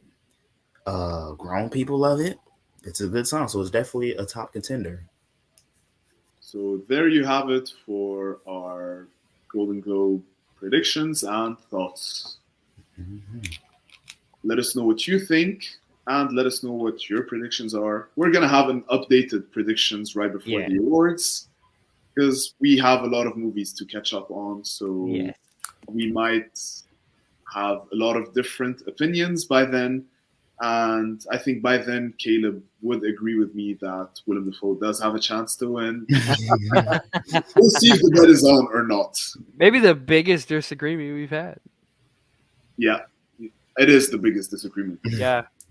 And that's why I was like, I will bet. Let me watch the movie first and then I don't- just in what Okay. world, man? In what It- world does he beat out all those other performances? I don't see it. we'll see. Yeah, I don't know if we're gonna be able to even watch it before the Golden Globes because I know here it comes out on January 12th, I Mm. think, and the Golden Globes on the 7th. So I'll probably go see it next week, so I'll let you know. I can check. Time machine. Hop in the DeLorean. He does look like he has a Mm. juicy role for sure. What song has this? From the DeLorean line. Yeah. Kanye. Something top in the DeLorean. It's on the tip of my tongue. Is it I Wonder? No. Time to go on Genius. What are y'all Yeah. talking about? It's a Kanye song that has something hop in the DeLorean That's as a line. DeLorean. Is it Mercy? Let me see. I don't know. And Good now- morning. Good morning. Yo. I knew it was Good graduation. morning. Nice. So I got this little game from a TikTok account called Hive Mind. They guess the top 10 ranker lists. So we're going to guess who the top 10 best actors in film history are according to Ranker. Who wants to go first? It's like Sean got the first Yeah. Well, we'll go out with the obvious one. Start off with Robert De Niro. He's at number 2. one. Okay. Yeah. I'll go Al Pacino. Number 1. Yeah. And I'll go Daniel Day-Lewis. Number 7. Let's Um, write this down as well. Leonardo DiCaprio. I was just about to say Leo is at number 4. Jake Gyllenhaal. He's not on this list, not even in the top 20. Is Ooh. Tom Hanks on the list? Tom Hanks is also not in the top 20. Oh wow. Wow. Matt Damon. Not in the top 20. Ooh. Denzel. Okay, so we need 6 more. Denzel's at number 5. Yes. Okay, Denzel, that's a good one. So 5 more. You got one. So you guessed 1, 2, 4, 5, and 7. So you still have 3, 6, 8, 9, and 10. Okay. Will Smith? Will Smith is not on the list. I was gonna say if Tom Hanks didn't make it, Yeah. Christian Bale. Christian Bale is at number 12, so he does not make the list. Oh wow. What? Okay. Who are we forgetting? Yeah, who's Jesus? So we have five. No left. one's coming into my head. Marlon Brando. Marlon Brando is at number 16, so he does not make the top 10. Speaking of, I watched a video about his career. I did not know it was that crazy. Yeah.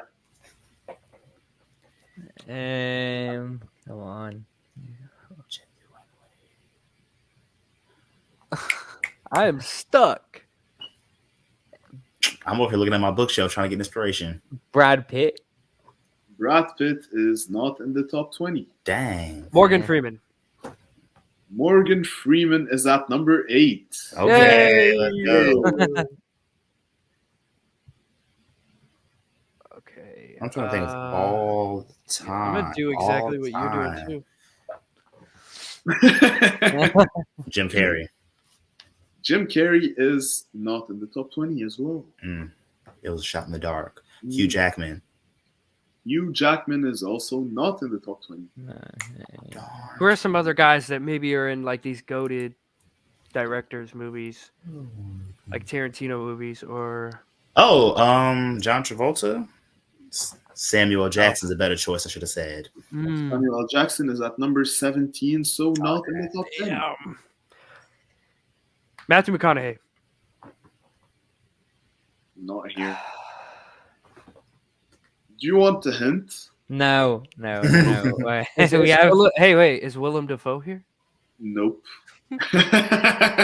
How many do we have? We have 4 left, don't we? You have 1, 2, 3, and 4 left. Yes. Exactly. Yeah. Oh, Jesus Christ. Jamie Foxx. I know he wouldn't make that one. Okay. Are there any guys that we may not know that are on here? You know. That are like you know all. We know them all. we know all of them. Brian, You know everyone in the top 20, not just the top 10. Fucking hell. he said, "Oh, you know." Wait, which spots we have left? Oh, Jack Nicholson. That's number 10. That's a good one. Yes. Yeah. All That right, so is we a good still have 9, 6, and 3 missing. 9, 6, 3. Third most popular actor of all time.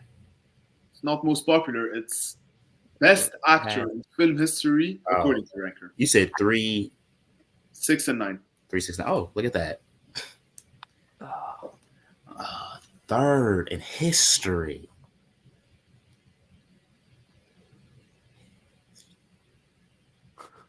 And when we find out, we're gonna be like, Yeah. Be like, how do you think of him? Dude, who could it be? Who would history. be? We need to try to figure out that third one. Because, like, who would be right behind Pacino and De Niro? I thought Jack Nicholson would be around there, but If he's in 10th spot, we don't know what's going hell on. is that the 3? Denzel. Who else is it? Which spot is Giselle in? 8th? Denzel was 5th, was he? Oh. Or 4th? Denzel was at 5th. At 5, yeah.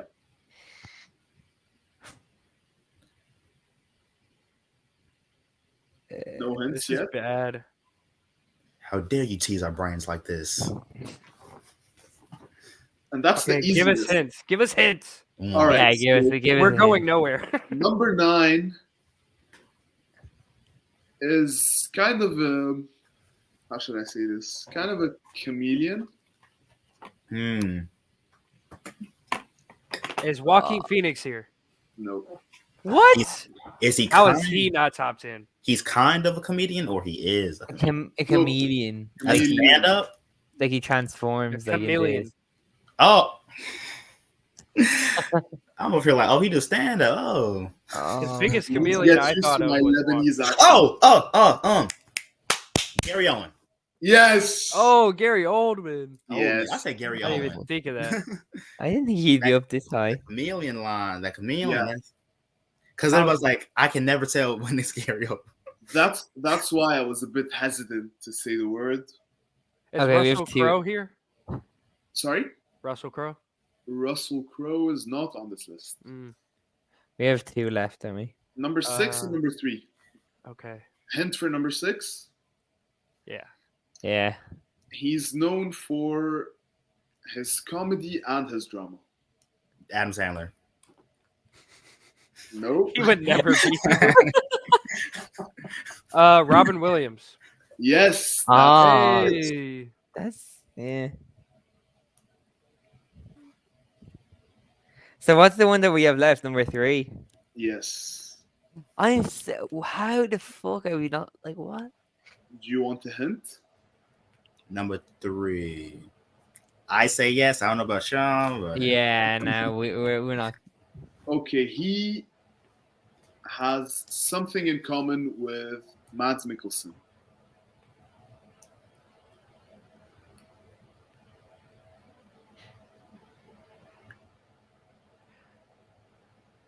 What nationality is Mads Mikkelsen? It's not the nationality. Oh, okay. I'm not. I don't. I'm not getting this See, hint. I don't know why the first person I thought of was Liam Neeson, but I know it's definitely not him. No, it's not. Definitely not him. But my brain just associates them two for some reason. Think of the roles. Sean Connery. He's at number 18.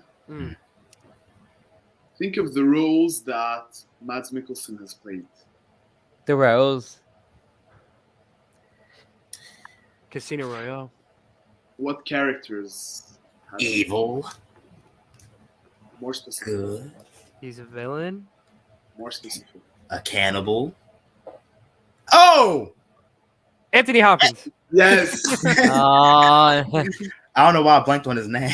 yeah. Man, Anthony Hopkins. I would have So- never got there without clues. That's I don't know the why. top 10 according to Ranker. You have Al Pacino at number 1, Robert De Niro at 2, Anthony Hopkins at 3, DiCaprio at 4, Denzel at 5, Robin Williams at 6, Daniel Day-Lewis at 7, Morgan Freeman at 8, Gary Oldman at 9, Jack Nicholson at 10. And then you have Alan Rickman at number 11, Jeez. Christian Bale at 12, Heath Ledger 13, Michael Caine 14, Harrison Ford 15, Marlon Brando 16, Samuel L. Jackson 17, Sean Connery 18, Robert Downey Jr. 19, and Robert Duvall at 20. You see, Nice. I said the cannibal That's an line, interesting not list. thinking it led anywhere. Jeez, we struggle on that. We're was gonna a struggle good- that with was a good, the actresses. one. Hint though, because we weren't getting there until Mhm. you were like villains, Yeah, and then you said cannibal. I was like, oh, Anthony Hopkins. All right, exactly. let's go to actress. That was Actresses. Actresses is gonna be. It's gonna be harder. Really? Okay. Go ahead. Meryl Streep. Number 1, obviously. Oh wow. Unpopular opinion, she's overrated. Oh, Ooh. 100%. Julianne Moore. Who? Julianne Moore No. is not here. Natalie Portman. Natalie Portman is at number 20. Throw it away. Throw this Kate, away. Kate Winslet. Kate Winslet is at number 7. Oh, Nice. Frances McDormand. Sadly, not on here. That is wild. Viola good. Davis. Viola Davis is at number 18. 18. What? Okay. Scarlett Oh. Johansson. Not on here. Jesus. Whoopi Goldberg. Mm, Hmm. I could not imagine that one. Not gonna lie. Jamie Lee Man. Curtis. Nope. Oh Lord. Is Tilda Swinton here? Dang. Oh God. Would Margot Robbie be on here? Ah! No. Is Jane Fonda here? Jane Fonda is not on here. So who is on here? Winona We Ryder. name it. We naming it. Sorry? Okay. Winona Ryder. Nope. You're Yeah. missing some obvious ones. I wouldn't say too obvious, but Just like think for like a little bit. Oh, Uma Thurman. Emma Stone. Olivia Colman. Hmm. No. What Hmm. the fuck?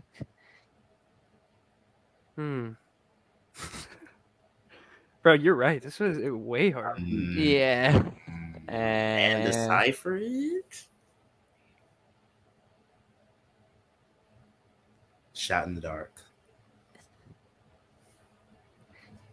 You missed big time.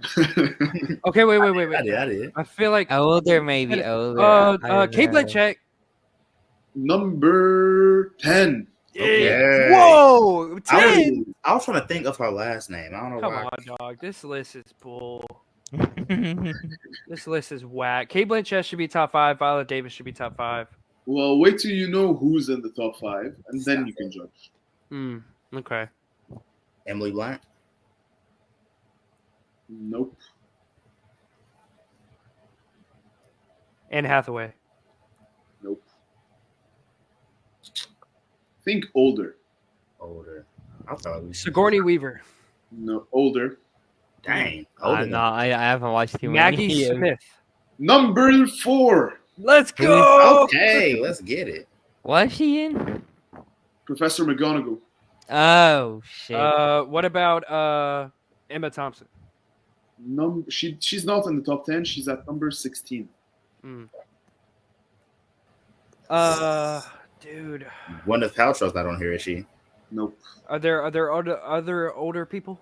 Yes. Oh shit. When you say older, As old as Maggie Smith. yeah, like, Probably black and white film, I presume. Maggie Smith should help you guess the type of actresses. Judy Garland. That's No, too old. You're super close.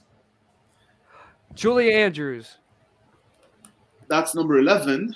Ooh. So you went a bit further. But Damn think it. about what he said again. What's her name? Judy Garland? That like that era? Think of what you said. Marilyn Monroe. No. Again, think of what Judy. I don't know her last name. We're gonna figure it out. I'm like, oh, I'm dumb.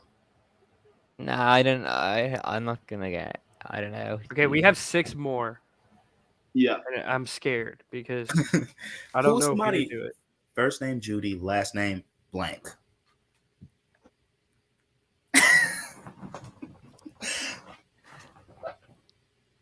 What's a hint? Yeah, give us a hint. What numbers are we missing?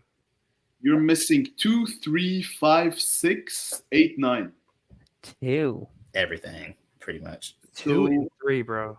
I can tell you that 2 and 3 are very old actresses. No. And they share a last name. More. Is more any of them? Nope, it's not. I'm just stuck on the Judy. I'm terrible for what? Oh, Judi Dench. Judi Dench is number 6. Nice. I haven't heard that name in a very long time. I saw real takes on TikTok posted a video here the other day. That's the only reason why I remember that. Shout out to Real. Shout out to Real Fakes. Yeah. All right, 2 and 3 share a last name. Very old movies. Very like. Like, would we have seen the movies? You would. No one. 100% heard of it. You know it's a classic. I'm not sure you've seen it. Yeah. But Who plays Mary Poppins? no, Mary Poppins Wasn't that Julie Andrews? is Julie Andrews. Oh. Oh, I was thinking maybe who Sunset Boulevard. Is it one of that? I don't know if that actress.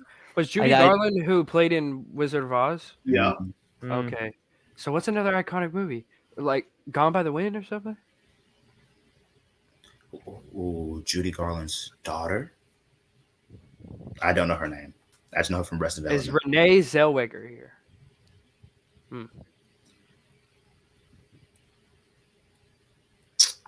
Is Glenn Close here? That's a good choice. Sadly, she's not. Okay. Jennifer Lawrence isn't here, is she? Look, I love her, but it's too soon to. Yeah. He's like, The only modern person like Kate Blanchett's obviously here, but I think Natalie Portman should. Is there any more modern people here? In the top, I wouldn't say modern. Ah, There Susan isn't? Sarandis. No. I wouldn't say modern, but I wouldn't say so. There's one that's like newer, not newer, younger than the others. But there's like some of the older ones that are still active today. Hmm. We might What need is- to start getting hints. Yeah, what is that? I don't know if she's great. What is the one that plays Nanny McPhee?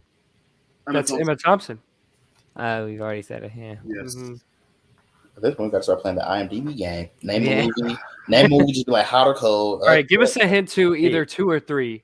Yeah. Not which one would be the harder hint? Don't give us the easier hint, but because maybe we get one and we can knock the other one out. Okay, I'll give Yeah. you an easy hint. If we get one of them, we'll theater. So the iconic movie I was talking about is about. How can I say this? Is this for which one? 2 or 3? 3. They Is both- Jodie Foster here? Jodie Foster is at number 8. Let's go. All right, so I'm just gonna say Emile. Who? Emile. A meal. As in food.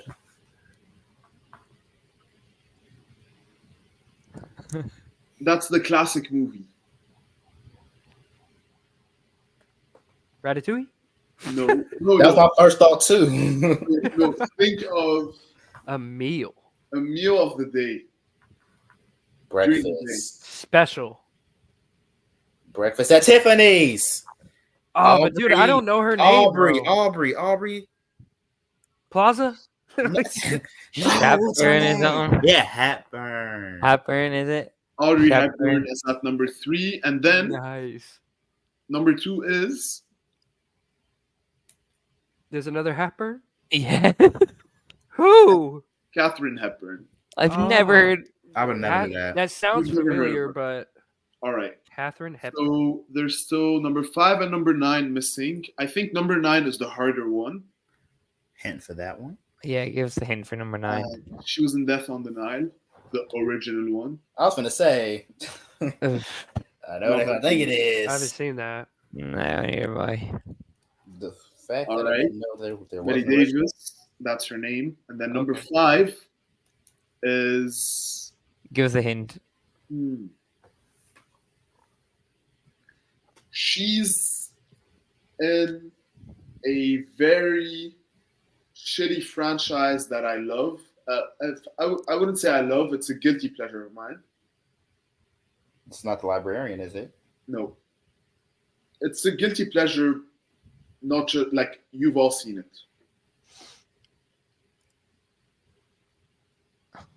How many movies are in this franchise? A lot. More than it should have. Is this franchise superhero related or no? Well, no, but they do not, they never die, so I'm starting to doubt that they're not superheroes. I know exactly who you're trying to say right now. Go ahead. Charlize Theron. No, but you guessed the right That's a good franchise. She's at number 15, but that's the right franchise. Mm. Who else would it be? What? There's no way. Michelle Who? Rodriguez? What did you say? Definitely not. Before Michelle, did you say a name or no? Brie Larson? Oh, no. She's someone's mom in that franchise. And what frat? Fast Furious. Oh, Oh yeah. Oh yes, I know exactly what you're talking about. She's a Dame. Dame Helen Yes. Mirren. Helen Mirren. That's Ah. When you said mom, I'm like, but then Okay, we did all right. Yeah, it was- we it did was better than way first. harder than the actors one. I'm gonna quickly go through the 1 through 20. Meryl Streep, Katharine Hepburn, Audrey Hepburn, Dame Maggie Smith, Dame Helen Mirren, Dame Judi Dench, Kate Winslet, Jodie Foster, Betty Davis, Kate Blanchett, Julie Andrews, Ingrid Bergman, Helena Bonham Carter, Kathy Bates, Charlize Theron, Emma Thompson, Grace Kelly, Viola Davis, Sally Field, and Natalie Portman. Okay. So Natalie Portman, by the end of her career, start making her way towards them. Yeah. But also, this list doesn't speak for everybody. So, Well, but they have a lot of goated voters. people in there that I don't really watch their movies that much. You know, I haven't Yeah. seen a ton of movies with Judi Dench or even Maggie Smith outside of Hook and Harry Potter and some Downton Abbey or something, you know. But pretty good list. Directors. Okay, so I think we could rattle them off. Scorsese, Mhm. Number 1. Tarantino, Number 4. Fincher. Number 9. Francis Ford Coppola, Number 7. Nolan. Number 3. Wes Anderson, Not in the top 10. Paul Thomas Anderson. Not in the top 10. He's at 17. Whoa! Uh, That's madness. Park Chan-wook. Ooh. Not on here. Not in the Are- 20. Bong Joon-ho, Not in the 20. Spike Lee. Not in the 20. Surprisingly. Wow. Spike Jones. Not in the 20. Francis Ford Coppola. He's We already already in. said that. That's I'm number 7. tripping. Nope. So how many we have right now? You have 1, 3, 4, 7, and 9. You're missing 2, 5, 6, 8, and 10. Stanley Bill- Kubrick. Yeah. That's number 2. Hmm. Is Iman Bergman here? Bergman is at 18. Tchaikovsky. Tarkovsky's at 19. Hmm. Charlie Kaufman.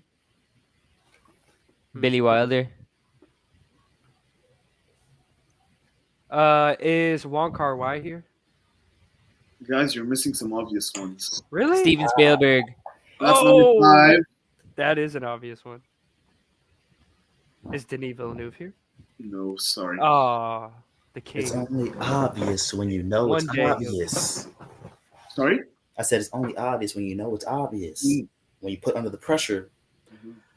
So, are the rest of the guys more modern directors right now, or is there going to be some older ones too? No, I would say number 8 is more modern. 6 and 10 are definitely older.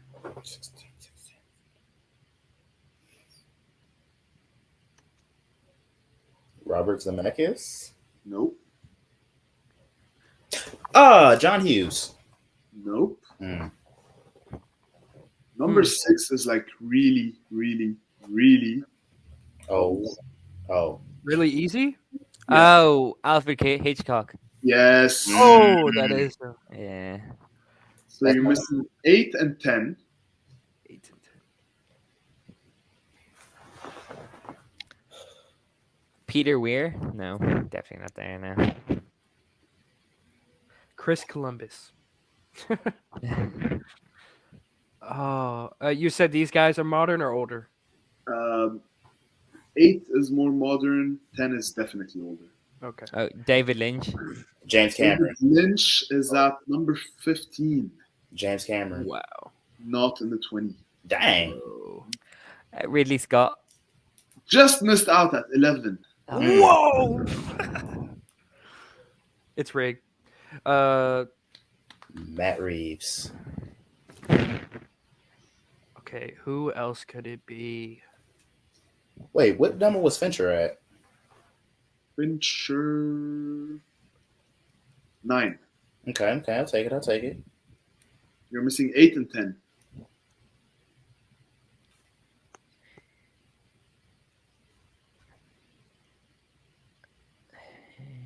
Oh, Brian De Palma. Not in the 20. Mm. Do you want a hint? I'd like to call I it. definitely want a hint for a 10. Yes. Okay. Number For 10 that, yeah. movies are not in the English language. It's not Miyazaki. No. Miyazaki's at 16. Okay. Who's the guy who made Boy in the Heron? No. Yeah, That's Miyazaki. Who made Suzumi? Not the guy at number 10. Okay.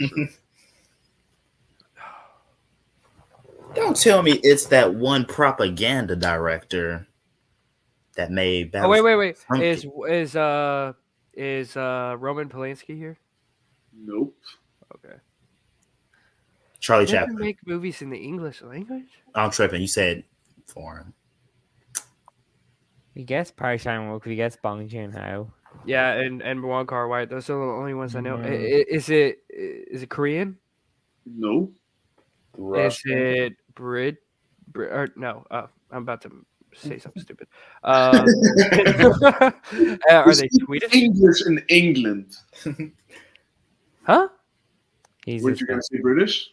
Oh, I was gonna say. Yeah. So I'm telling you, they speak English in England. What the fuck? Director. Okay. Is it a Chinese director? No, but you're getting closer. So it's of Asian descent. Ah, Akira Kurosawa.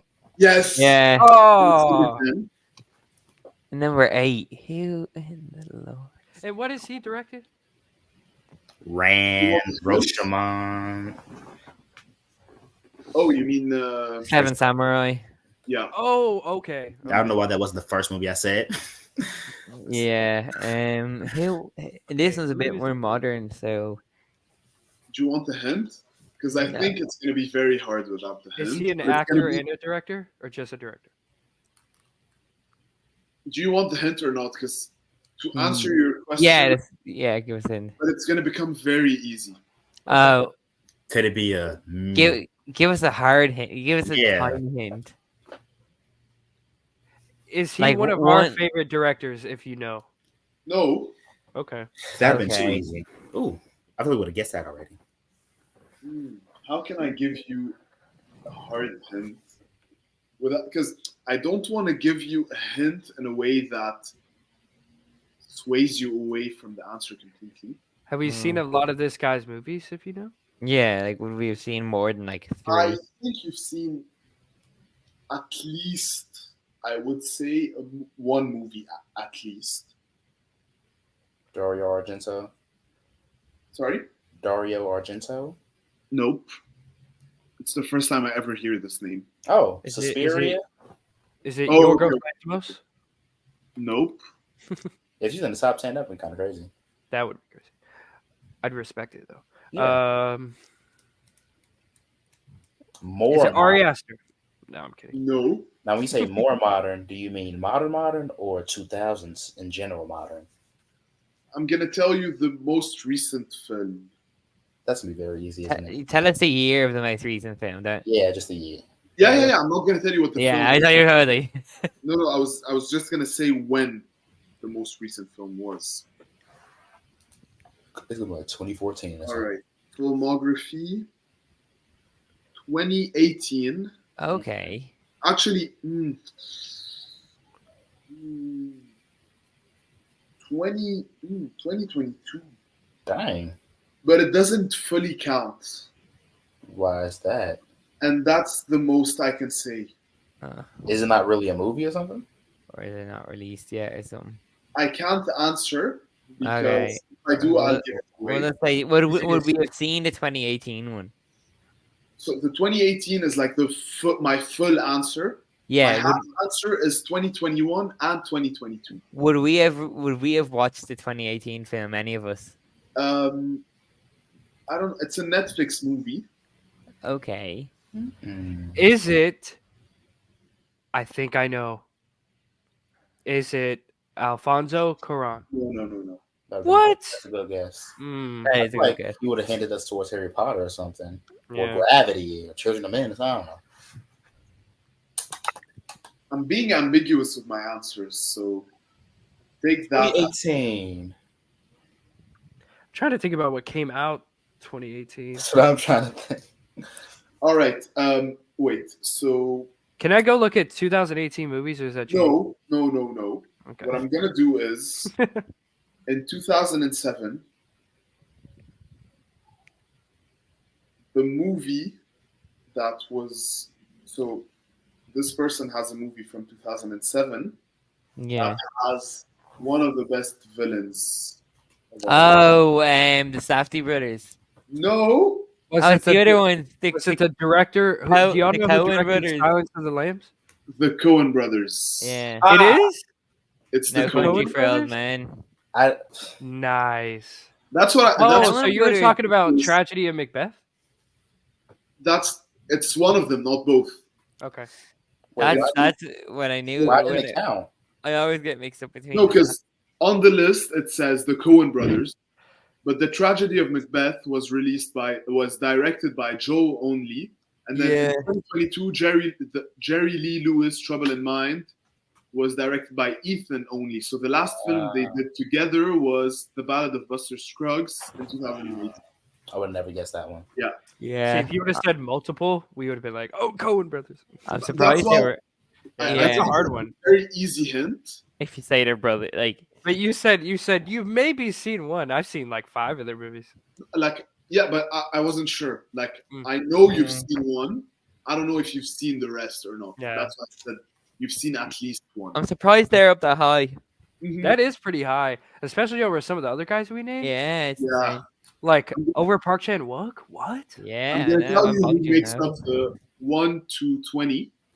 So we have Scorsese, Kubrick, Nolan, Tarantino, Spielberg, Hitchcock, Coppola, the Coen Brothers, Fincher, Kurosawa, Ridley Scott, Clint Eastwood at 12, Orson Welles at 13, John Carpenter at 14, Lynch at 15, Miyazaki at 16, Paul Thomas Anderson, Bergman, Tarkovsky, and Sergio Leone at 20. Pretty solid. Pretty solid. So that's it for today. Do you guys want to add anything before we? That was fun. That was very fun. Yeah, knowledgeable. I feel like this conversation broadened our whole movie knowledge. You know, Yeah. we were able to flex kind of our knowledge on it. Yes. And I know it's going to be some people watching like, obvious answer. Say it. Yeah. Well, when you It's can not look hard up for enough. yourself online. Under pressure, it's And it's like there are so many directors, but yeah, when I thought of Stanley Kubrick, I was Stanley Kubrick. Like, why did I think of that like right away? I'm gonna have more games like this the next time I'm hosting. So be ready. Next time it's gonna be with points, and you're gonna be competing against each other. I know you guys love competing against each other, and it's really good that we're all in different cities, different time zones, and different countries. Because if we weren't, I think you guys would have killed each other. So I'm pretty glad we're doing this, like as far away from each other as possible. But again, I would like for us to meet someday and maybe film an episode all together. That would be pretty That would be rad. cool. That'd be There pretty might be sick. a surprise coming soon. Coming to the States, you say? I'll keep that on the low, and it's gonna be a surprise. Bro, and imagine us all going to see a movie together, like a bang, That'd be like one fucking that's sick. like crazy, like going to see Dune 2 together or Yeah. something. That'd be that'd be insane. Well, you're gonna have to come here because I don't even have a visa to go to the States. Yeah. So you're more than welcome here in Milan or in Ireland. Yeah. Yeah, Italy's probably. I go to Close. Italy or Ireland, man. Well, Italy's better weather, so. All right, so that's it for today. Thank you for tuning in. Thank you for listening, whether you're on Spotify or watching on YouTube. This was the Filmtastic4 episode 7. I'm KB with Jalen, Sean, and Caleb. And Peace out, guys. peace out.